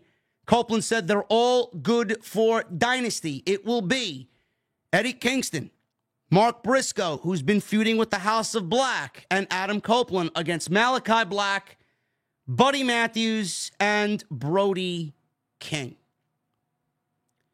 So I'm looking forward to that, I gotta admit, just to see the House of Black, because they are too good to be off television. So Copeland's still out of breath, asked if they were still good for Dynasty. Hathaway interjected, telling Copeland to put his TNT title on the line, jokingly against Willow. She's going to beat his ass. Said Nightingale suggested that she and Copeland team up against Julia Hart and Brody King next week on Dynamite. Copeland agreed. The Young Bucks. They were backstage, and before the footage was shown of All In with CM Punk and Jack Perry, Nick Jackson talked about their upcoming match against FTR. Nicholas said the last time they faced FTR was at All In. Thinking about that opens old wounds. Well, maybe you shouldn't have showed the fucking footage then. Matthews said that right before that match, there was an incident. He said Jack Perry was one of them. And someone once said, if you have a problem with Jack Perry, you are the problem. Nicholas said the other guys, FTR, or the other guy, is good friends with FTR and suggested that they may have been behind the whole thing. Matthew waved off that idea, but he did say that there should be an asterisk next to FTR's victory because of all they had to deal with that night. This is what I don't understand. You're taking the foundation of a tournament. The foundation of a tournament that saw the Young Bucks on one side, FTR on another. They conveniently and predictably met in the finals, or will meet in the finals at AEW Dynasty at 2 weeks. And you think it's a good idea to take the footage from All In now, after Punk already went on Ariel Helwani and had other shots all WrestleMania weekend, to take the footage from All In now and tell the story of this now based off that, when FTR had nothing to do with that, when it was all CM Punk and Jack Perry. And what led to CM Punk getting in that altercation in the first place had to do with the Bucks, not FTR. You want me to be emotionally invested because they're turning something that happened 9 months ago into a story now, when the story isn't about that. The story should have been about that in September. The story of the tag team titles between FTR and the Young Bucks and the All In incident, it would have been great if you immediately told that story following the incident, not 9 months later. Do you see how desperate it's become? Do you see how petty it's become? Do you see how creatively lazy it's become? Don't buy into their bullshit. And if you do, I feel sorry for you. This should have been the biggest story, the biggest match, and the biggest angle in their history. And now they're trying to remain relevant by opening up old wounds, by using the name and likeness of someone who doesn't even work there anymore to tell this story that has nothing to do with the tag team titles. Great. The only match I cared about was when the match happened for the first time. FTR and the Young Bucks. The second match was all right. The third match I didn't care about. No heat. You think that this match is all of a sudden going to be manufactured into some mega match because of this? You are sadly mistaken. This happened in the middle of the show that led to a very hollow and empty promo by FTR, which then immediately went into the next segment as if nothing mattered. This should have been the biggest angle in company history. And now it's in the middle of the show, grasping desperately for whatever heat they could find. No, but AEW's Freakazoid fan base don't want to talk about that. Matthew said the footage shows more of a high school scrap, but more than the incident itself, it threatened to take down AEW's biggest show of all time. Well, maybe if Tony Khan was the leader, we wouldn't have had the incident happened in the first place.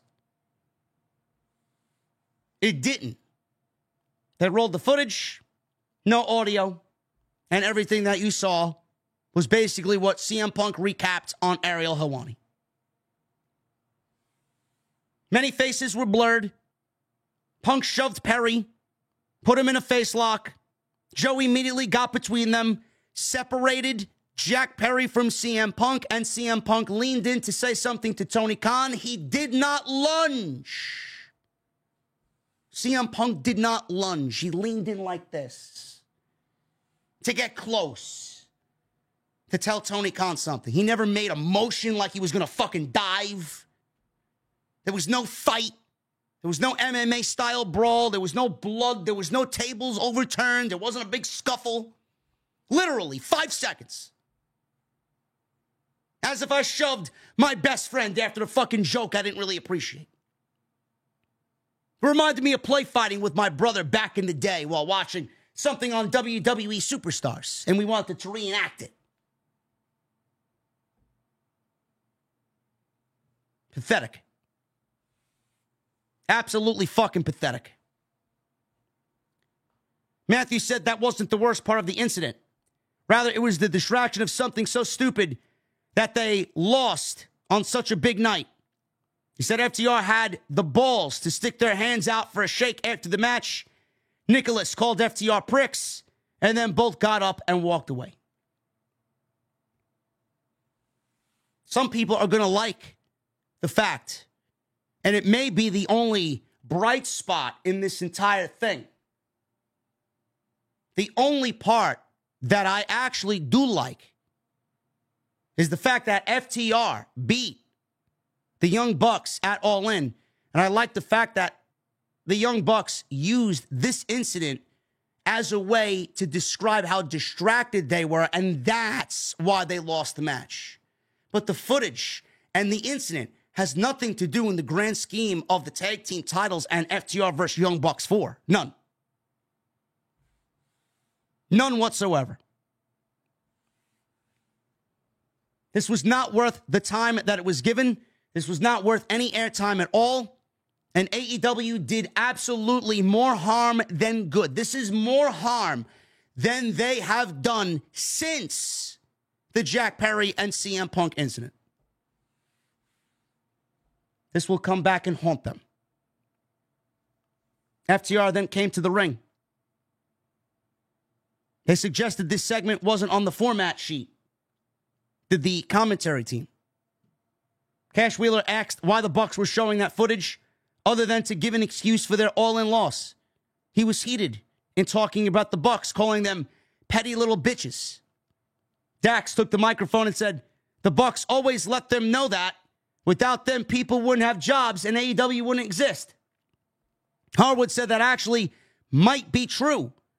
They said they've eclipsed the Bucks as the best tag team on the planet. Harwood talked about continuing to build AEW up with people like Swerve, Joe, and Willow Nightingale. He says they are doing this for the people who buy tickets to get lost in the action. Harwood said this isn't about Wembley or All Out, or maybe he meant All In, but it's about the tag team titles. I don't think FTR or AEW have ever aired a promo more empty or more hollow than the one FTR cut after that segment with the Young Bucks showing Jack Perry and CM Punk at All In.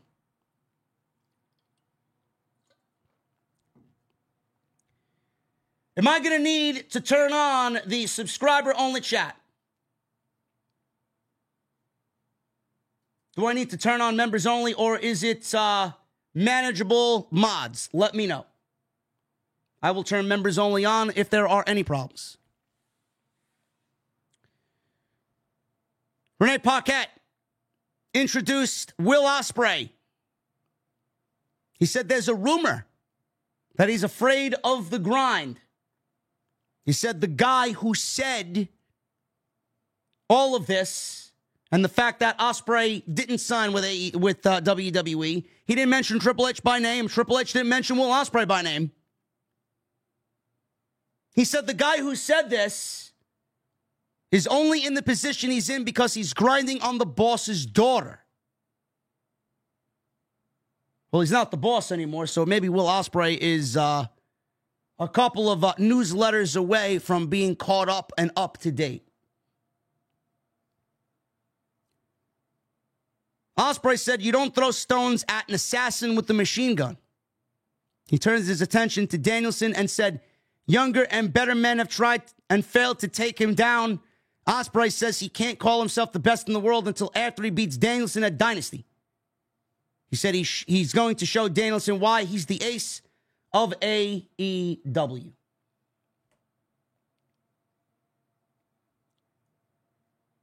He mentioned what Triple H said on the Pat McAfee show, which then rendered any mention of Bryan Danielson and AEW Dynasty useless, because that's the only part people are going to remember. Oh, man, Will Ospreay mentioned Triple H. Listen, Will Ospreay can say and do whatever the fuck he wants. We all know why Will Ospreay joined AEW over WWE. It was very well documented. Will Ospreay joined AEW because he did not want to reroute or uproot his family from the United Kingdom. It had nothing to do with the grind. Nothing. Family came first for Will Ospreay. That might have been lost in translation there when Triple H chose some poor words to describe why free agents didn't come over to WWE this year. Triple H says, well, if you don't want the grind that comes with the WWE, then maybe you aren't cut out for WWE, and that's certainly someone I don't want to work with. That's not the reason why Will Ospreay stayed with AEW. He's got no reason to be afraid of the grind. He's been grinding for years to get where he is today, to build the equity that he has today. Poor words, poor choice of words by Paul Levesque. We all know why Will Ospreay didn't join WWE. It's because he didn't want to uproot his family, and Tony Khan paid him more money. You factor those two things in, it's pretty easy to see why he stayed with AEW. You know, it's some things like that where WWE just tries to throw their fucking dick around and have this big dick measuring contest. That's not the reason why Ospreay didn't join WWE. I don't really understand why something like that was even said, because I don't believe Triple H believes that at all. Was it said so he could act cool in front of his buddies on the Pat McAfee show? Like, we all know that Triple H wanted Will Ospreay. We all know that Triple H still wants Will Ospreay. We know that Triple H would love to have his hands on Will Ospreay to show everybody the type of star that Will Ospreay is and could be. But the poor choice of words there on the Pat McAfee show didn't do Triple H any favors at all. And Will Ospreay has every right to be upset there. It's not the reason why. I firmly back Will Ospreay and him feeling that way. That's when something like that, a comment like that, is warranted. Because that's a personal attack on Will Ospreay as a person. AEW is in charge of that entire locker room, and they made the CM Punk Jack Perry situation all about Tony Khan selfish. All about the Young Bucks selfish. I stand with Will Ospreay. Triple H did not say his name. Triple H did not mention Will Ospreay's name.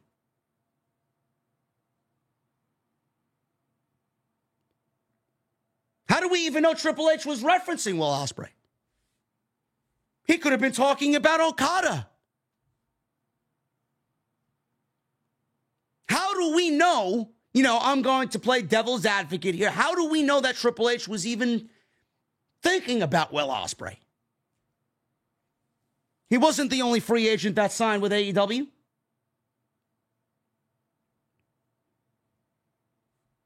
But the social media fucking geeks run with it. Hook and Chris Jericho with Katsuyori Shibata against Shane Taylor Productions. 8 minutes. Shibata tried to make a tag to Hook. Jericho pulled him off the apron. The two argued at ringside. Shibata had Moriarty in a sleeper. Taylor charged in, socked Shibata in the face. Moriarty hit his finish for the 1-2-3. After the match, Hook and Jericho continued arguing. Hook told Jericho to leave the ring so he could check on Shibata. Hook raised Shibata's hand in the ring as Jericho backed up the ramp. Now here, I thought that they would at least drag the Hook and Jericho team out for a couple of weeks. There's already fucking problems because it sucks. Nobody cares. It's actually doing more harm than good to Hook, believe it or not.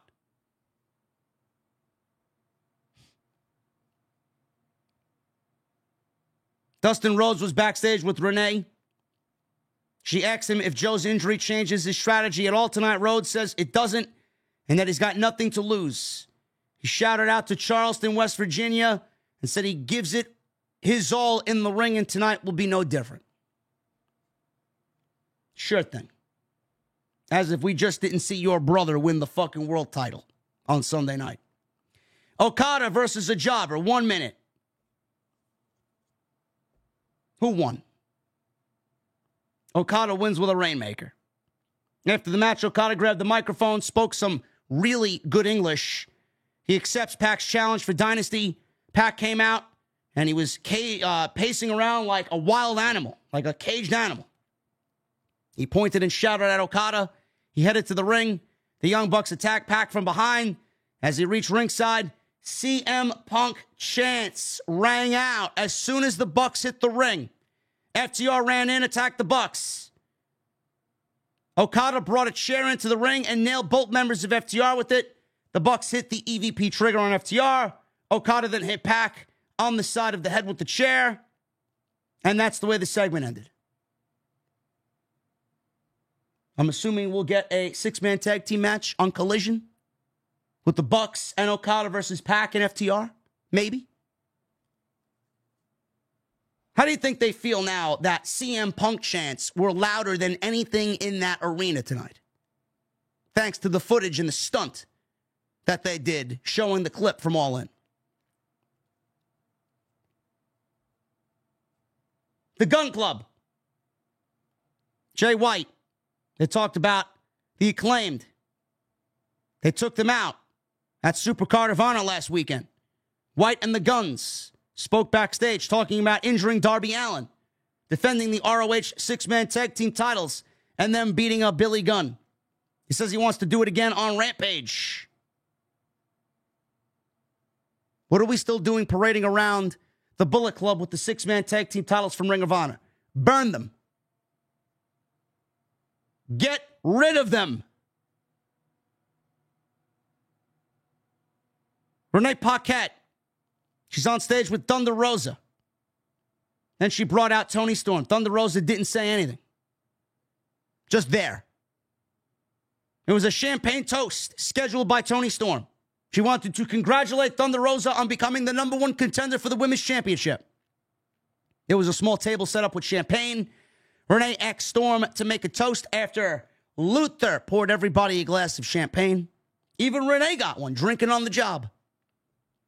Before anybody could say a word, Toni Storm threw champagne into Thunder Rosa's eyes and attacked her.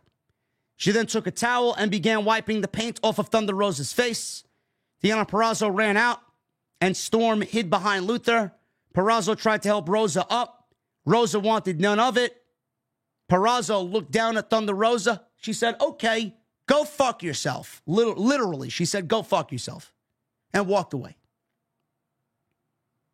The announcer speculated that champagne got in the eyes of Thunder Rosa, and maybe she didn't know that Purrazzo was there to help her. Mariah May then came out for a match. Seems like the women and the women's division and the lack of storytelling is just in the same position that it was in. It's just there. Is there any interest in this Thunder Rosa Toni Storm match? Or is it just another match with no story? There's no story. It's just a match for a title with no emotion behind it. Mariah May. She wrestles Anna Jay. Mariah May wins in 8 minutes. We go to a commercial break around the 3-minute mark. May drop-kicked Jay into the corner. Jay hit an impressive running spin kick on May in the corner. May then connected with a drop kick off of the top and a hip attack in the corner. All of a sudden, Mariah May ended up rolling up Jay for the win. 1, 2, 3.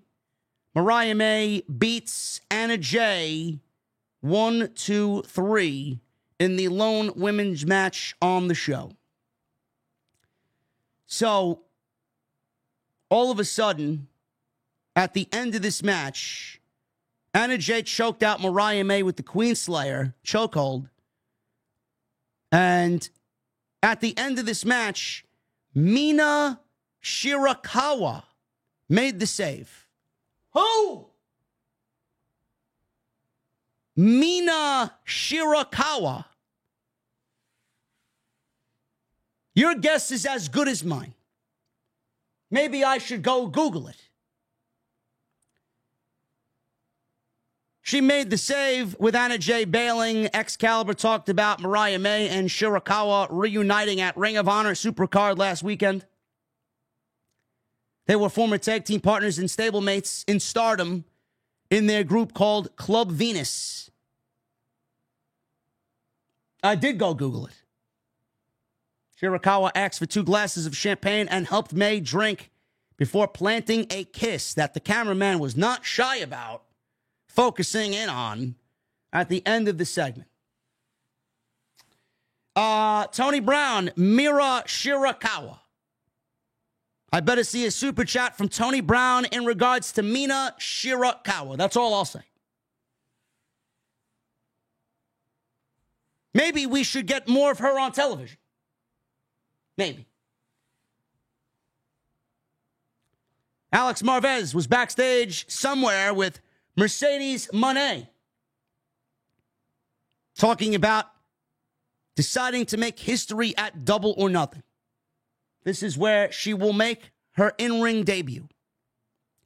Moné was asked about the TBS title match at Dynasty, and Moné said they are the very best, as Julia Hart is unpredictable and has Willow Nightingale's number for sure. Nightingale is a force to be reckoned with, she said, and she's dangerous. Marvez asked her to elaborate, and Moné brought up her match with Nightingale getting injured and losing the chance to be the first ever New Japan Women's Champion. Moné said now she's on a mission to be the TBS champion at Double or Nothing and was about to answer who she wants to face on that show when the lights went out, and we hear Moné get beating up or getting beat up. I don't know where Marvez went. We didn't hear anything from him. Marvez asked for the lights to be turned back on, and when they did, Moné was down, and Marvez just asked everybody who was there, the production team, for help.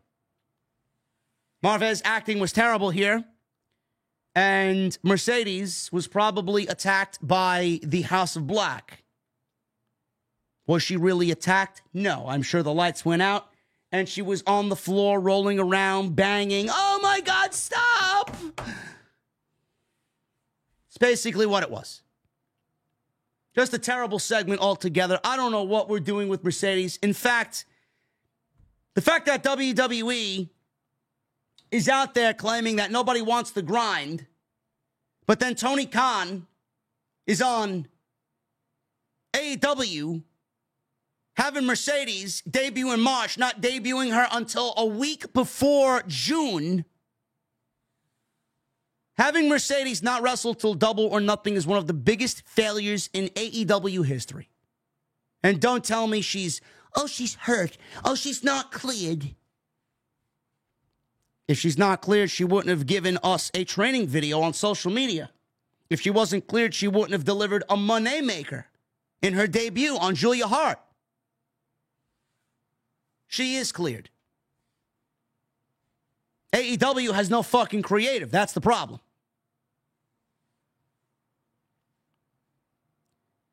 Samoa Joe, one-on-one with Dustin Rhodes. AEW World Title Eliminator. If Dustin Rhodes wins, he gets an opportunity to finish his story. So Joe was in control. Actually, Joe walked down with Swerve's chain, his metal chain. He limped to the ring. Rhodes attacked at the bell. Joe tossed Rhodes to the outside, drove him into the barricade. Rhodes battled back. Joe was in control. He posted Rhodes on the steel post, and he bled. Go figure. Going into the commercial break. During the entire break, it was all Joe on offense. Rhodes tried to battle back, being busted open, messed up his equilibrium. He was bleeding. It got into his eyes. Joe kept pouring down shots until Rhodes, I need some fucking shots after this terrible show tonight. Shots until Rhodes fired off a snap power slam. Rhodes then fired up. He did the flip-flop punches for a perfect code red, connected, 2 count. Joe dodged a bulldog and then took it to Rhodes with a lariat that sent him to the outside. Joe tried to post Rhodes again. This time Rhodes turned the tables and sent Joe into the post before tossing the AEW title into the ring. The ref pleaded, "Don't do it," as Rhodes put the title down and booted Joe before hitting Crossroads for a 2 count. Love how they used the Crossroads, thinking that it would be some, oh my God, epic spot that drives emotion to the match. He hit the Crossroads. Joe kicked out. Joe went to the corner and sucker punched Rhodes in, or suckered Rhodes into charge, and he hit an STO.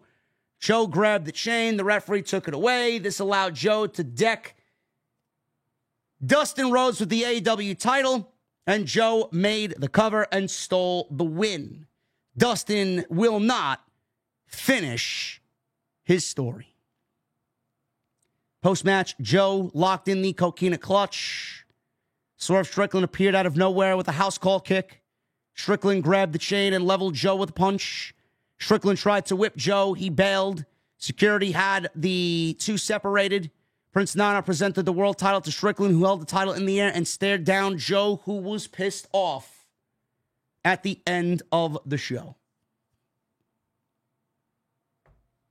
Absolutely one of the worst dynamites, one of the sloppiest dynamites, one of the most unorganized dynamites that the company's ever put on. All highlighted by a fucking all-in clip footage that did nothing to defame or humiliate CM Punk. It did the opposite, and AEW looks absolutely fucking beaten, pathetic, and sad going into Dynasty. You don't want to hear it? Tough shit. AEW doesn't like it? Tough shit. Rampage. I don't believe they're actually hyping up the fucking bullshit. I don't believe they're hyping up this show. Look at this show. How does anybody fucking sit through this slop? How?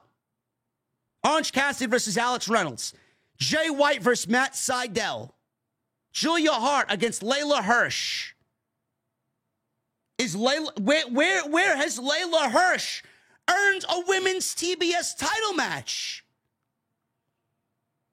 And Angelo Parker versus Zach Knight. Who?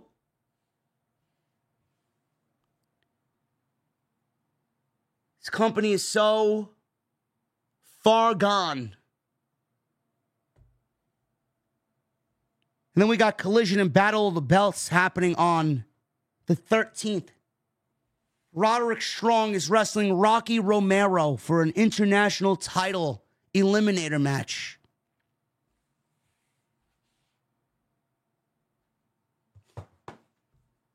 AEW, man, I don't know. All the good things that I said 3 weeks ago, 4 weeks ago, 5 weeks ago.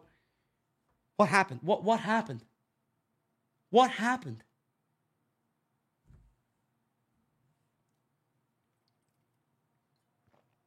I don't know.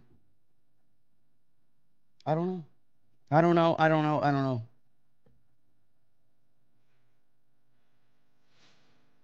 We shattered records tonight, guys. Hologram, what were we up to, bro? 8,600 at one point? 8,600 tonight.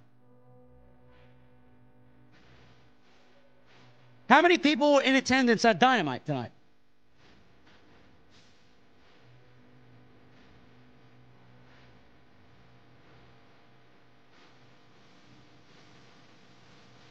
If you guys are new around here, if you guys have found the show for the first time, if you guys are OGs, I want to thank you. If you guys want an upfront and open, honest discussion about the world of professional wrestling that's not going to bullshit you, that doesn't play sides, this is the show. I'm that guy. Ask anybody here. Ask any of the 6,200 that are still here right now. If this was WWE, the same rant would be happening. In fact, it did. When Vince was in charge. Triple H ain't perfect. But AEW right now, after tonight, they have lost their way. Absolutely lost their way.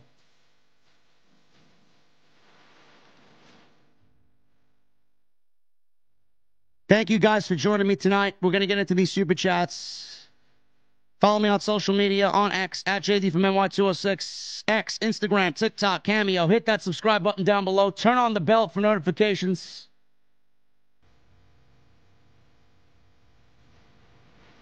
And go check out tonight's sponsor, man, Blue Chew. BlueChew.com. Code JD at checkout. All you guys need to do is pay the $5 shipping and handling. I like to say to everybody, if you want to be like Cody Rhodes and finish your own story, not like Dustin. Now, Dustin is very, very short-term booking. You got to be like Cody, man. You got to go long-term. That's where Blue Chew comes into play, man. Blue Chew is a unique online service that provides the same active ingredients as Viagra and Cialis, but it comes in chewable tablets and at a fraction of the cost. You guys can take them anytime, day or night. Be ready. Write that story when the opportunity arises, or finish that story when the opportunity arises. And the process is very simple. You're going to sign up at BlueChew.com. You're going to consult with one of their online medical providers. Licensed medical providers. And once you are approved, you're going to receive your prescription within days. No questions asked. And it's all done online. No visits to the doctors, no awkward conversations, no waiting in line at the pharmacy. It's all shipped directly to you in a very discreet package. And they're made in the USA. There's a little bonus. So if you guys want to benefit from that extra confidence, give Blue Chew a try. BlueChew.com. Code JD at checkout. All you have to do is pay the $5 shipping and handling. You guys go out there and finish your own story.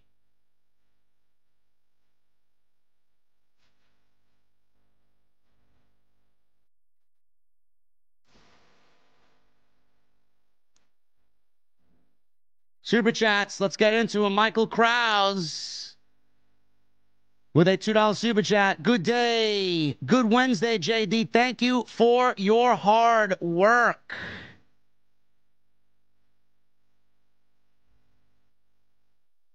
Michael Krause, I appreciate you, brother.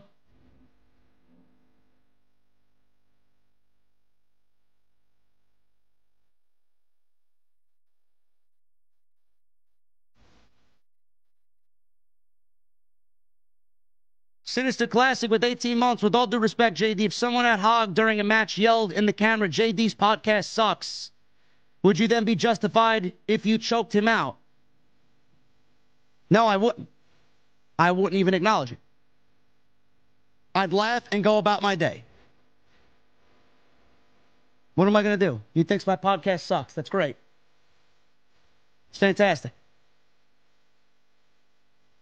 You don't acknowledge it and you move on. Something that they don't understand.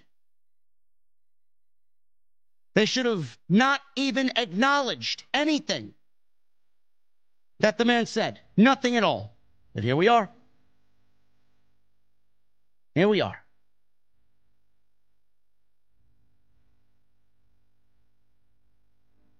Full-on exposure with $5 super chat. Shivani's face after they cut back to commentary said it all. It did. Embarrassed. Jamel Turney with a $4.99 and a $4.99. Tommy Dreamer said it best. Tony Khan is just helping WWE, and WWE's making money from everything that AEW refused to do. Tommy Dreamer is correct. Jamel Turney with a $4.99. It's crazy how Triple H and Punk are living rent-free in all these people in AEW's head. Orakin with a $19.99. Rent-free is an understatement. I'm highly disappointed tonight. As a boss, you can't wear your emotions on your sleeve like that. You have to be vigilant. Back to square one. This company is a true roller coaster. Shaking my head. I agree. Absolutely disgusting. AJ with a $4.99. I just came for your rant tonight, JD. Dynamite was so boring. CM Punk is AEW's biggest draw. It's honestly sad to see this company is this desperate.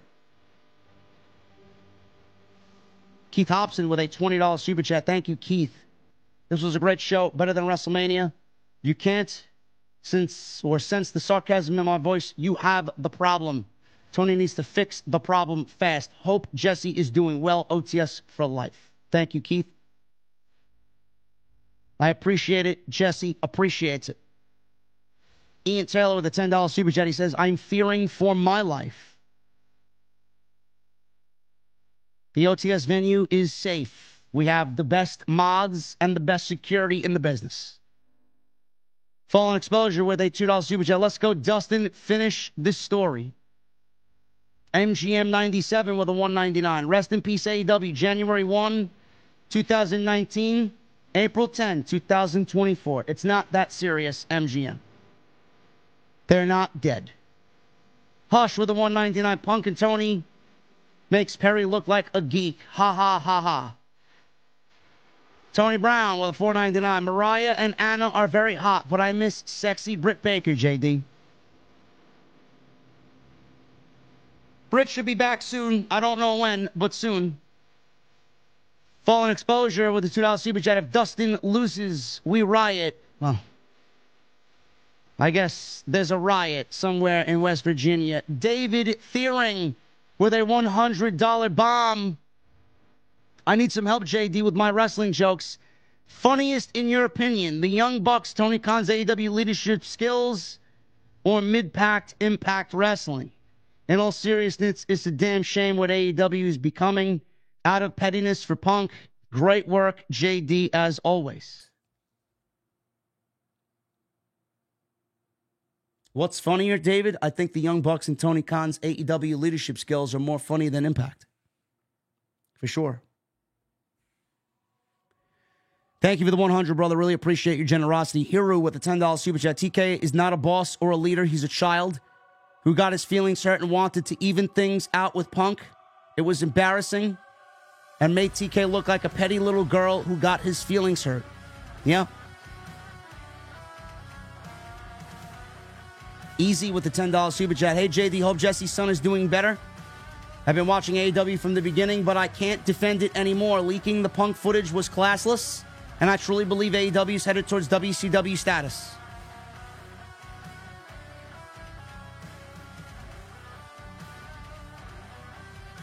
It's not good, Easy. It's not good. Fallen Exposure with a 5.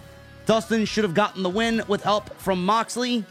Seriously, if you're going to do this, go all in. No. He had no business even being in the match. What a desperate ratings grab. Oh, yeah, Cody won over there. We'll use the momentum for that for us. Hush with a $4.99. Tony got one of WWE's top stars' name chanted. Perry looks like the biggest geek. I'm in legit tears laughing. Biggest backfire in wrestling history. Dom Wapo with a $1.99. The AEW downfall started when Cody Rhodes left. Yes, it did. Dwayne Jackson with a $100 super chat. AEW proved Punk right. Show on the footage. Just proved Punk, and everybody has been saying TK is just a fan playing with figures or playing a boss. AEW validated everything Punk said. TK fearing for his life, really? Bosses don't bitch and play victim. TK embarrassed himself and the talent. Very well said, Dwayne.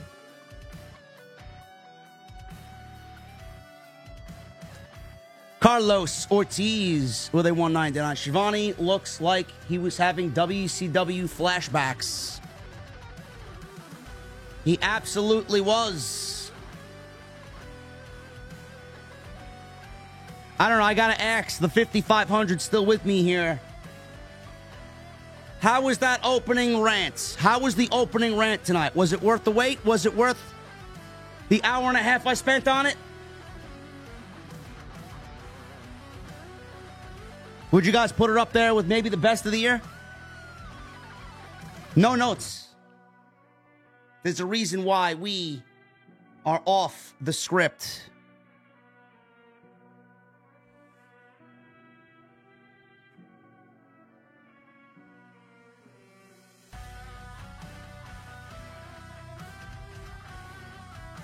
Sinister Classic with 18 months. With all due respect, JD. If so, I just read that one. Sorry. C9 with a 99.99. Thank you, brother. There is only one person I feel bad for. I mean, the other than all of us that sat through that clown show of nothingness, and that's Tony Schiavone. That man was legitimately having flashbacks to it's going to put some butts in the seats. Seriously, what did this accomplish?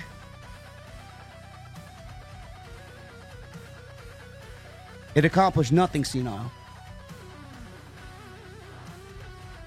Jamel Turney with a 499. Remember, monitors were knocked down on TK and he feared for his life. Seems Tony over-exaggerated. Seemingly.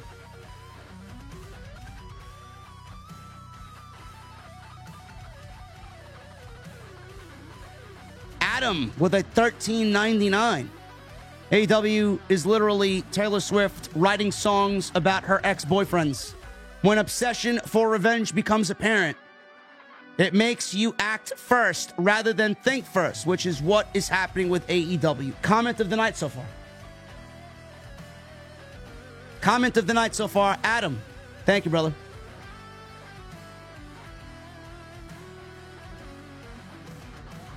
Guys, for some reason, I am not seeing anybody's memberships come in before Senile's $100 super chat. I don't know what it is.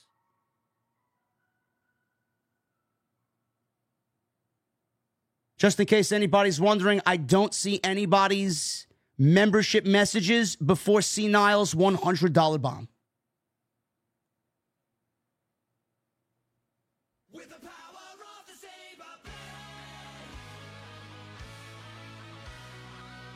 Grand-based Lord with a 5. The AEW is done train is goofy, but showing that footage was extra goofy. There's no payoff to this. All TK did was make Punk trend #1 on Wednesday. Shout out to my guy Pilana in the chat. Nice to see you, brother.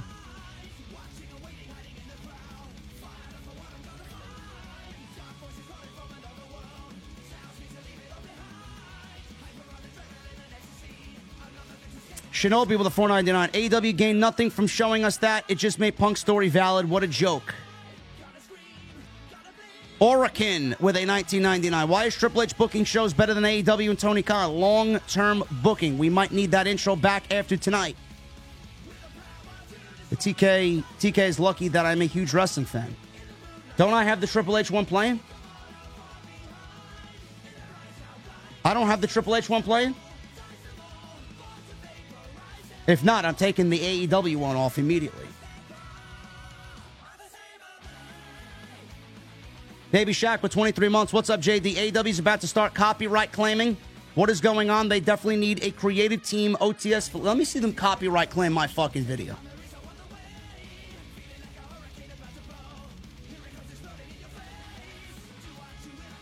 Thank you, Baby Shaq. Micah, 199. I'm excited to hear Drew's response to this. Drew did not like it. I can tell you right now, Drew did not like it.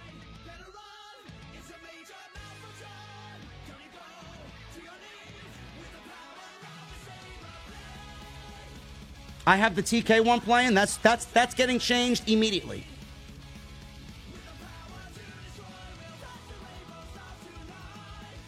Yeah, that's getting changed.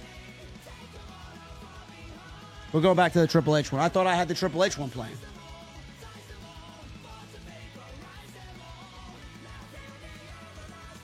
MGM97 with a 199. Free MJF and Red Skies on repeat. I'm crying. Jarrow Stin. With $5 super chat. JD just wanted to say, keep up the great work. The footage about CM Punk and Jack Perry just felt weird and needed. I don't get it.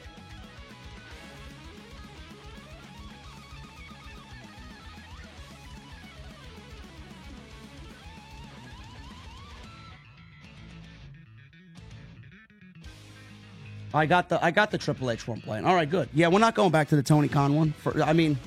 We may not even go back to the Tony Khan one ever. Alex Colon with a $4.99. I think tonight pulled me out of the pro wrestling fandom for a while. Today feels like a sad day. I've watched for 25 years. After tonight, I'm done. Michael Evans, is everything all right with you and Jesse? I don't really know Michael. Jesse thinks I called him a retard on last night's stream. I did not. I saw his comments. It was not aimed at him. That comment I got maybe over a dozen times yesterday. I mean, my video that I uploaded on Twitter got almost 4,000 likes and almost 400,000 views. You can imagine the replies that I have to sift through.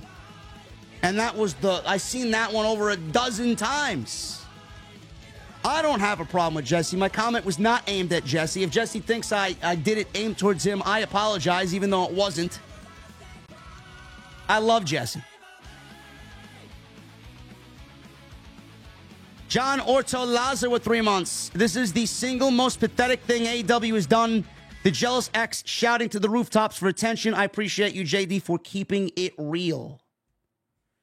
I wish the rest of the AEW freakazoids and the cult understood that. Thank you, John. Visionary with a new membership. Brandon Hover with a new membership. Vampiric Rage with a 199. All this did was make CM Punk more over.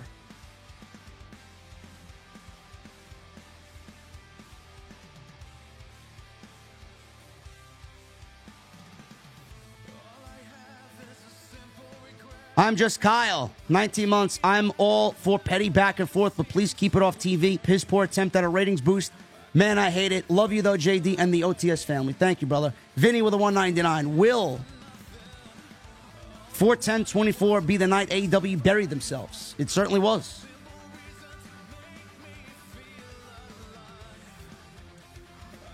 MGM97 with a 199. Corny never told a lie about TK, Matt, and Nick. I'm starting to really understand that a little bit more.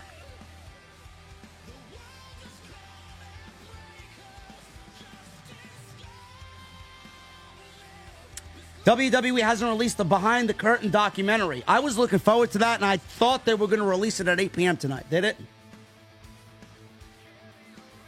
Chaotic with a $4.99. Vince Russo would have booked a better show, and that's a low bar. Super G Bros with the new membership. Thank you. MGM, $1.99. Jesse, you rather watch this than WWE? It's laughable. Jesse's not even here, brother. And you knew that because this came in late at 10:39. Adam, $2.79. Jack twirling his hair, showing lack of maturity. Vampiric Rage with a $9.99. Also, JD, I've been subbed since 2015, but last week it wasn't letting me chat in the sub-only chat. Guess just YouTube being glitchy. Have a good night. Yes, YouTube's been very glitchy the last couple weeks. Colin Kunkel with a 10. Hey, JD, did you see Tony Schiavone before they went back to the Bucks segment and after? He looked utterly disgusted.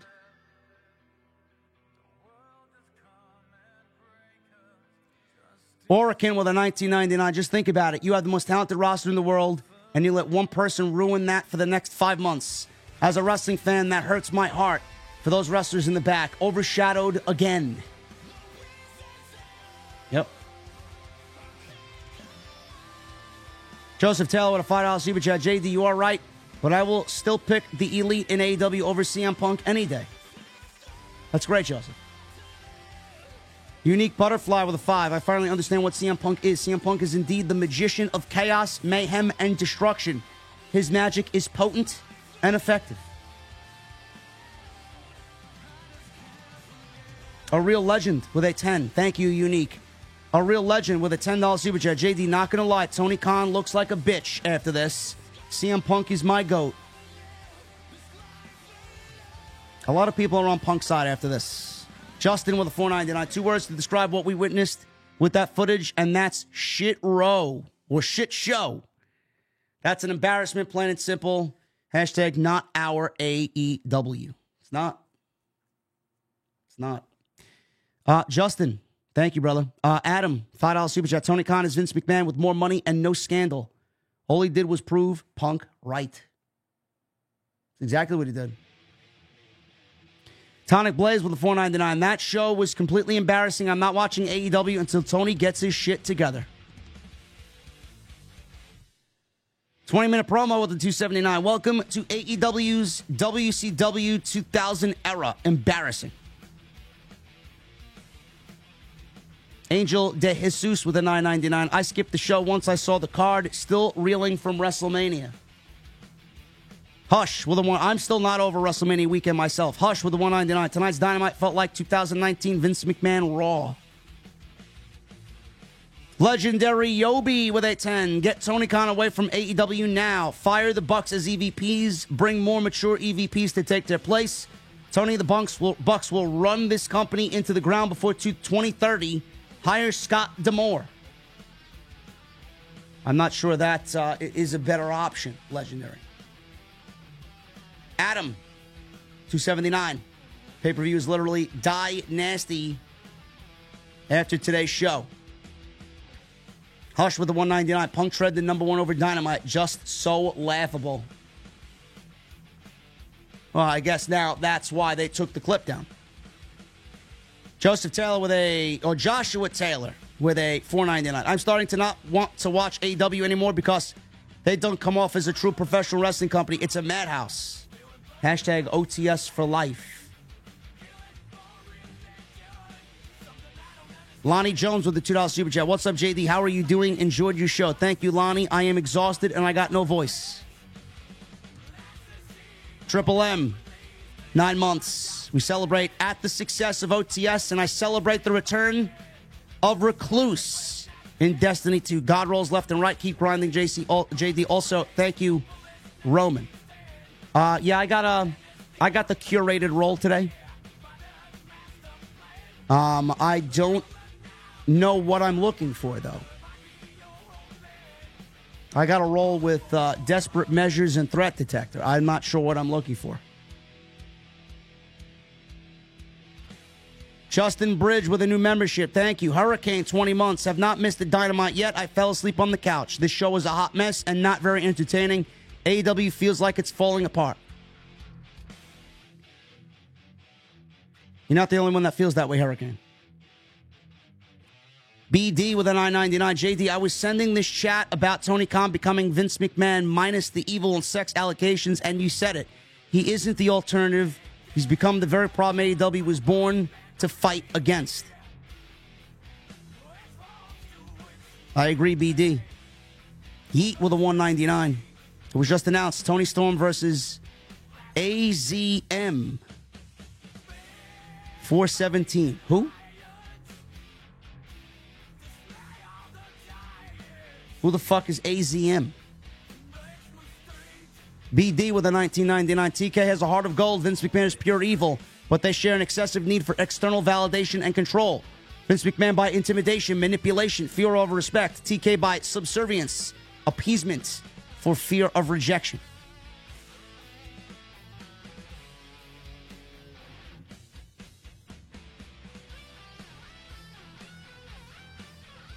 Unique Butterfly with a $5 super chat. Could it also be that AEW is trying to steal a spotlight away from Cody Rhodes?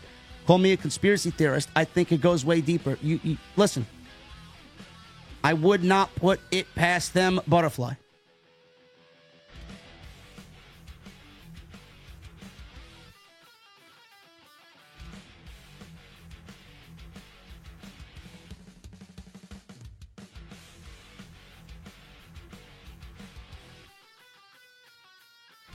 MGM 97 with a $1.99. Notice all the insecure people hate Punk. Stay solo. The Arch Vile. Man, I loved Doom 2. Imagine thinking that showing the footage that shows exactly what Punk said happened, and thinking Punk is the only one who looks bad.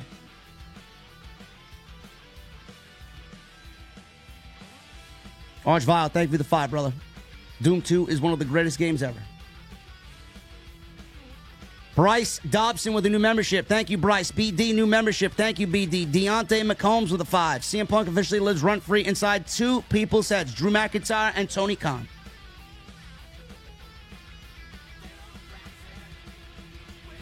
Marcus Sido with a 199. If I'm John Moxley, I'm pissed. Jedi Joker with a 10. Mania weekend was epic. I haven't been able to catch you live, but here I am tonight. Quick hot take, but in my opinion, Samantha Irving is this generation's Howard Finkel. She's a GOAT. Also, AEW, what the fuck are we doing? Samantha Irving is excellent at her job. Don't let anybody tell you otherwise. She's not the greatest ever. Howard Finkel is. Vinny with a 199. Shocked at how accurate it was to what Punk said. Lewis, you're the fucking best, brother. OTS for life. Thank you, Lewis. Hope you are well, brother.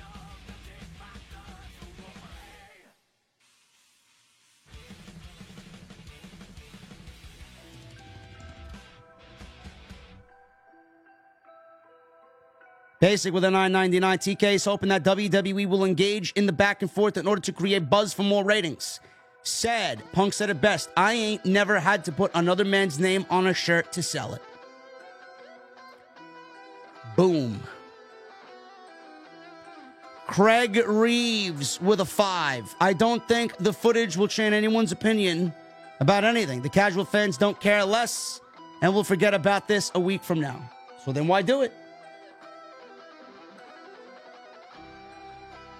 Why do it if there's absolutely zero benefit after this week?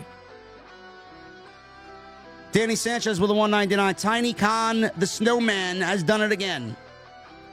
MGM Bowling with a 199. Mercedes Monet.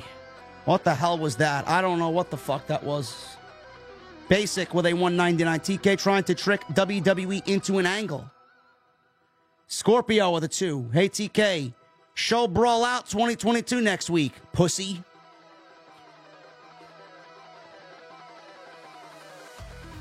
David Alcala with a 499. What this now did, it's that it got me excited for someone who's not in the company. Great job, TK. CJ with a 5. The way tonight went, you would have thought AEW was building towards Forbidden Door with WWE, not Dynasty. Comment of the night. Nick MacGyver with a 10. Respect, bro. You tell the truth even when the truth hurts. That's why you are my fave. Nick. Thank you, brother. Dreaded Otaku with a 999. The fact that you're going this hard shows you care, and if anyone says otherwise, has not been paying attention at all. This guy wants them to do good, but they are in their own way. Thank you, Otaku. I appreciate that, brother. George Divine with a 10. Even found Ospreay taking his shot cringe. Why use a TV promo to respond? Plus, the Triple H sleeping with Steph line has been said by almost anyone that's ever taken a shot at Triple H. Come up with something new. Also, George, the YouTube clip of Buck's promo has 75% dislikes. They will think that that is working because they are playing the heel characters that they are. Swingman Lou with a 499. Then the place blew up with CM Punk chants tonight. Yes. Sways. JD, did you see Tony Schiavone's face after the clip? I did, Sways. I tweeted about it. Timothy Gatewood, $2 super chat. JD, do you think Schiavone will quit after this? No. Aaron Harrington with a 9.99. Drain the swamp. AEW's management must be changed. Got some 2010 TNA Hogan era vibes from this, and it's soul draining. Dom Wapo with a 499. Had someone switched their account replies to verified only because she called Punk a liar, and I said she was delusional, fragile AEW stance. Who are you talking about?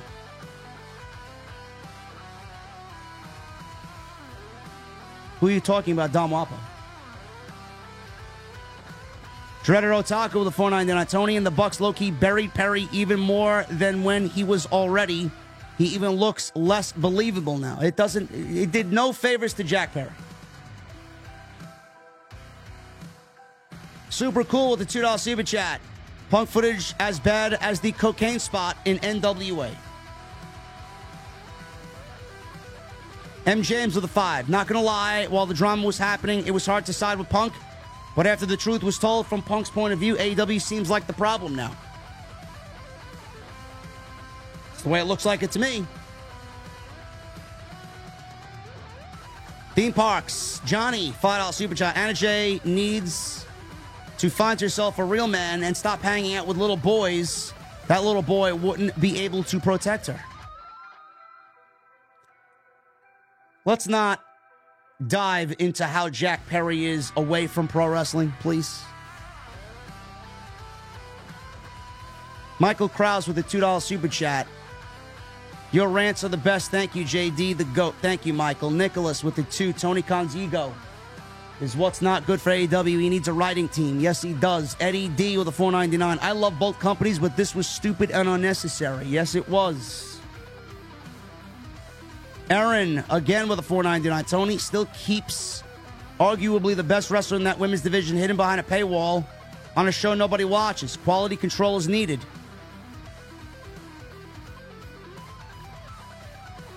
Dan Isaac with a $5 super chat. Tony's pettiness made Swerve an afterthought 2 weeks out from the pay-per-view. Your focus shouldn't be shit. That's irrelevant to your product. Absolutely agree. Dan. Legendary Yobi with a 5. Get Scott D'Amore as the new CEO for AEW. Transition Tony into the background away from power. Let him bankroll while Scott turns this shit around.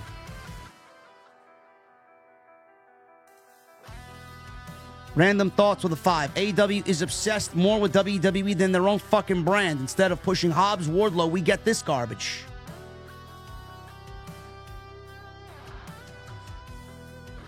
Speaking of which, where is Undisputed Kingdom?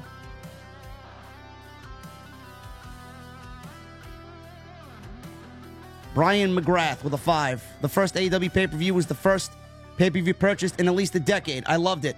Now I can't fathom spending another dime on it. My audience is as honest as they come.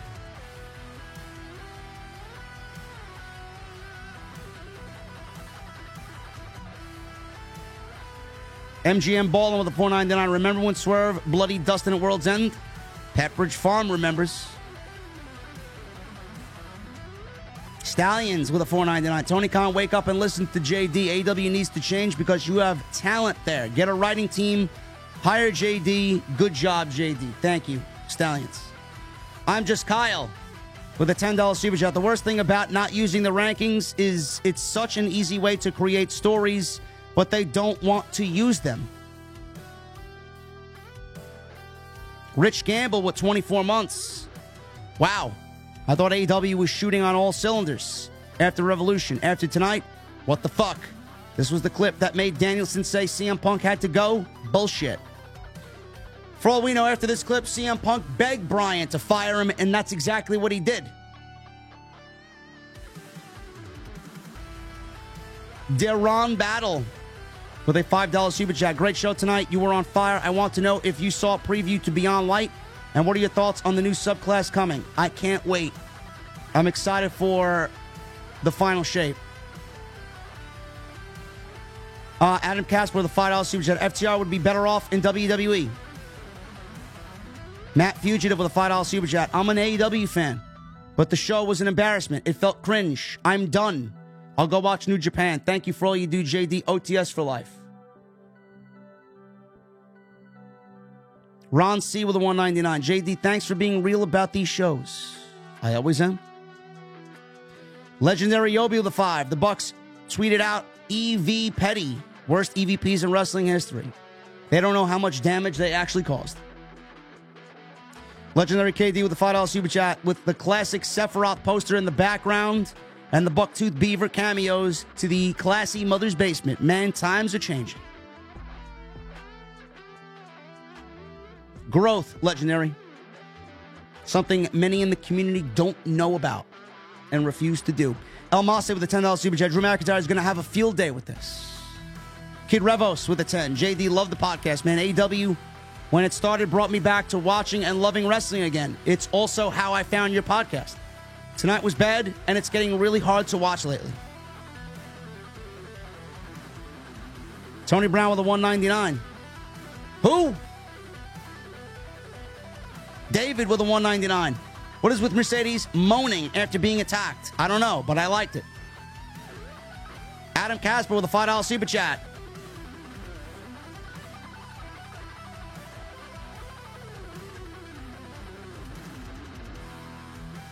Can't take Battle of the Belts seriously. Nobody can. It's a waste. It's AEW Rampage, disguised under a different name. It's embarrassing Mercedes won't wrestle until Memorial Day weekend. I agree. Richard with a 21 months. JD, you were right all week about how this was going to feel tonight. I'm honestly waiting for the McMahon era WWE rants about AEW. Oh, they're coming. They keep this shit up. It's coming. Chris with a 199. JD, you nailed it on the head with this review. Thank you, Chris. Kid Revos, 10. I remember Brock, in frustration, chucked his title across the room at Vince, with it landing inches from him on the table. CM Punk said bad words at Tony, and Tony feared for his life. Airing this was not wise.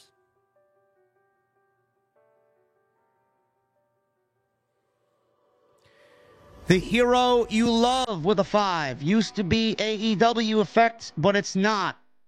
It's the WWE effect. This gaming dragon with a 2. Just make Tony Schiavone head of creative already. Tony Schiavone. No, thank you. Midmost Smart with a 5. JD, despite how your opinions may differ, or our opinions may differ, you've always had a way of putting things into clear perspective. An inspiration to my new YouTube show coming soon. I appreciate that, Smart. Thank you, brother. Studa Beats with a 499. JD, you are the CM Punk of the IWC. They love you or hate you, and you speak the absolute truth. And hope your son is well, Jesse. Thank you, Studa. Adam Casper with a 5. JD, you are awesome. Thank you, Adam. Milwaukee Braves with a $20 super chat. JD, hope all is good on your end. I don't watch AEW often. I check in here and there to see them doing this childish stunt. With what took place tonight, I feel sad for all the talent not involved who have to be mixed in with this. I feel bad for them too, Braves. Alex with a 499. Goated promo, like always, JD. Crazy to think. I've been listening and watching you since 7th grade. I'm 20 now. Punk is on top of pro wrestling. Alex, thank you, brother. Adam Hernandez with a 20. AEW not related. NXT Black and Gold all over WrestleMania Black and Gold for life.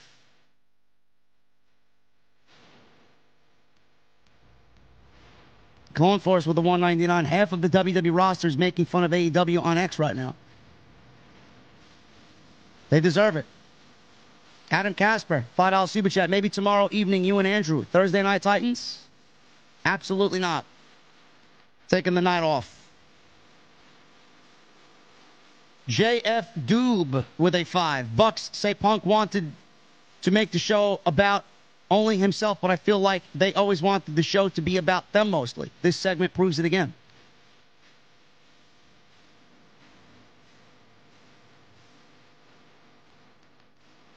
Billy Sizane with a 10. JD, what happened to our AEW we loved? I don't know, Billy.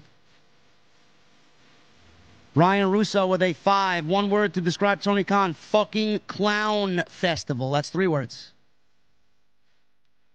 Who's counting? WrestleMess with a 499. This gave me Tony Schiavone announcing Mick Foley is about to win their world heavyweight title vibes. Keenan Scott with a 2. Imagine the all-out footage.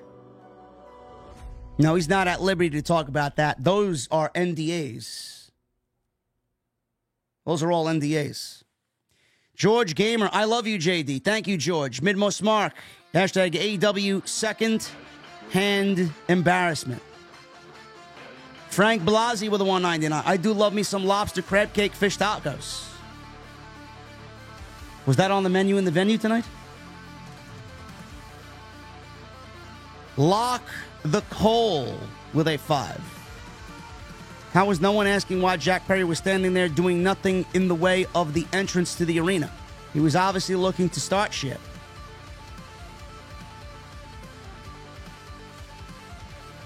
It's a good way to look at it. I did not pick up that aspect about it, but I will keep that in the back of my mind. Thank you, Locke. Keith Tunstall with a 9 months. Now that we know Jack Perry can't find Anna J, let me holla at you. Yeah, good luck with that, Keith. Adam Wilson with a 10. You are the only person that has the fucking balls to talk about this. Nobody is at all. I looked at 6 different streams and nothing. Because all the streams that took place tonight, minus Salamonster, are absolute dog shit trash. That's why. I take great pride in knowing without a shadow of a doubt that nobody touches what we're doing. Nobody.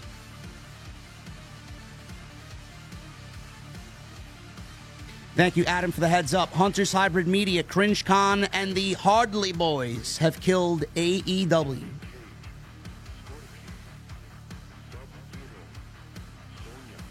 Ricentra.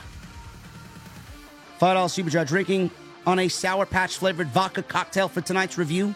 Wish the show was worth the drink this week. Enjoy it, brother. Greek Boss. $4.99. I'm so glad I told Nick Khan he was the better Khan at WWE World when I saw him after tonight. It's so true. Pleasure meeting you at the tailgate, JD, Greek Boss. Pleasure meeting you as well, brother.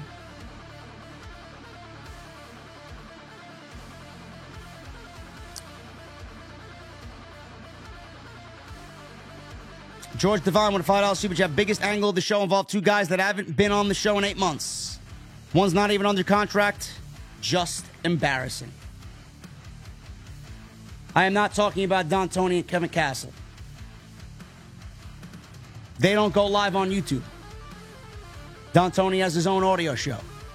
I love Don Tony and Kevin Castle. They're my boys. Stop trying to start shit.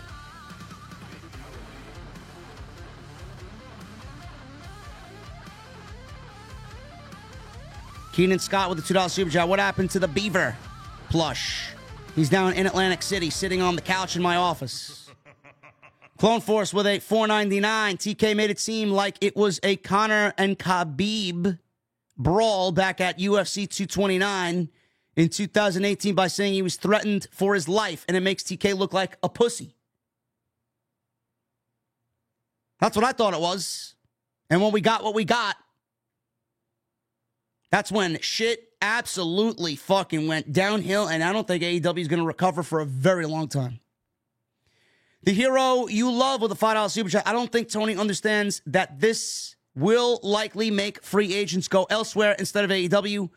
I hope they fix the damn problem.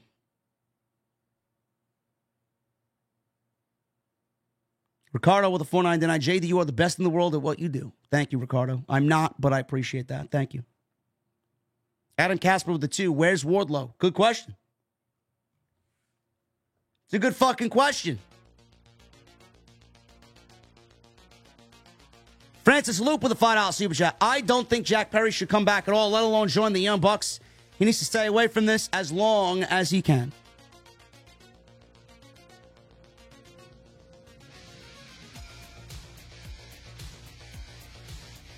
George Devine with a $2 super chat. Bucks getting the wrong kind of heel heat online.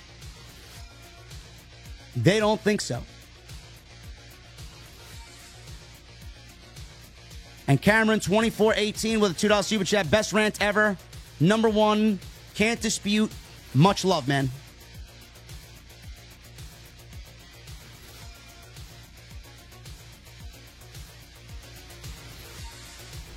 Guys, thank you very much for all your support.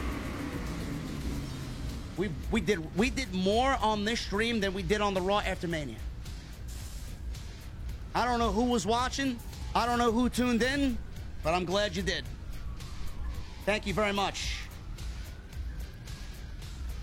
absolutely tremendous. You guys blew me away, man. The support that this show continues to get, no matter what people say, no matter what people do, no matter what people tweet, no matter what people feel, the amount of support this show gets, clearly we're doing something right.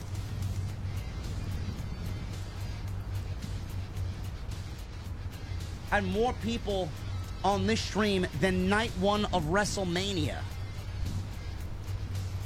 Hooligrim says, let that sink in. Adam Casper with a $5 super chat. I wonder what the people at Warner Brothers Discovery thought about Dynamite tonight. They're probably blind and stupid to the fact that AEW just fucking shot themselves in the foot majorly. Mike Witt with a 2. This company desperately needs MJF to return soon. MJF needs to get the fuck out of there.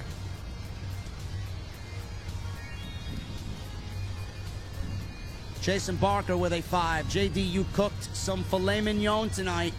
All due respect, I felt like you held back. I love you, though. You're always asking the real questions. I don't know how I held back, Jason. I don't know what else you wanted me to say.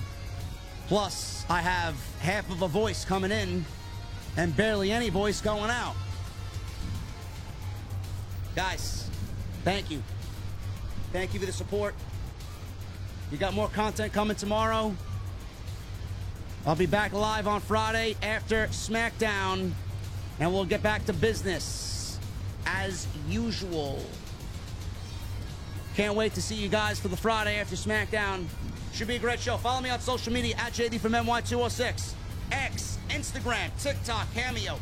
Hit that subscribe button down below. Turn on the bell for notifications. Thank you guys for the 3,300 likes.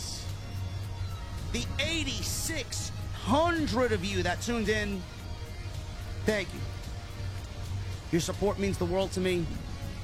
And we are only getting started. Until then, guys, I'll see you live right back here for more Friday after SmackDown on OTS. I'll see you guys later.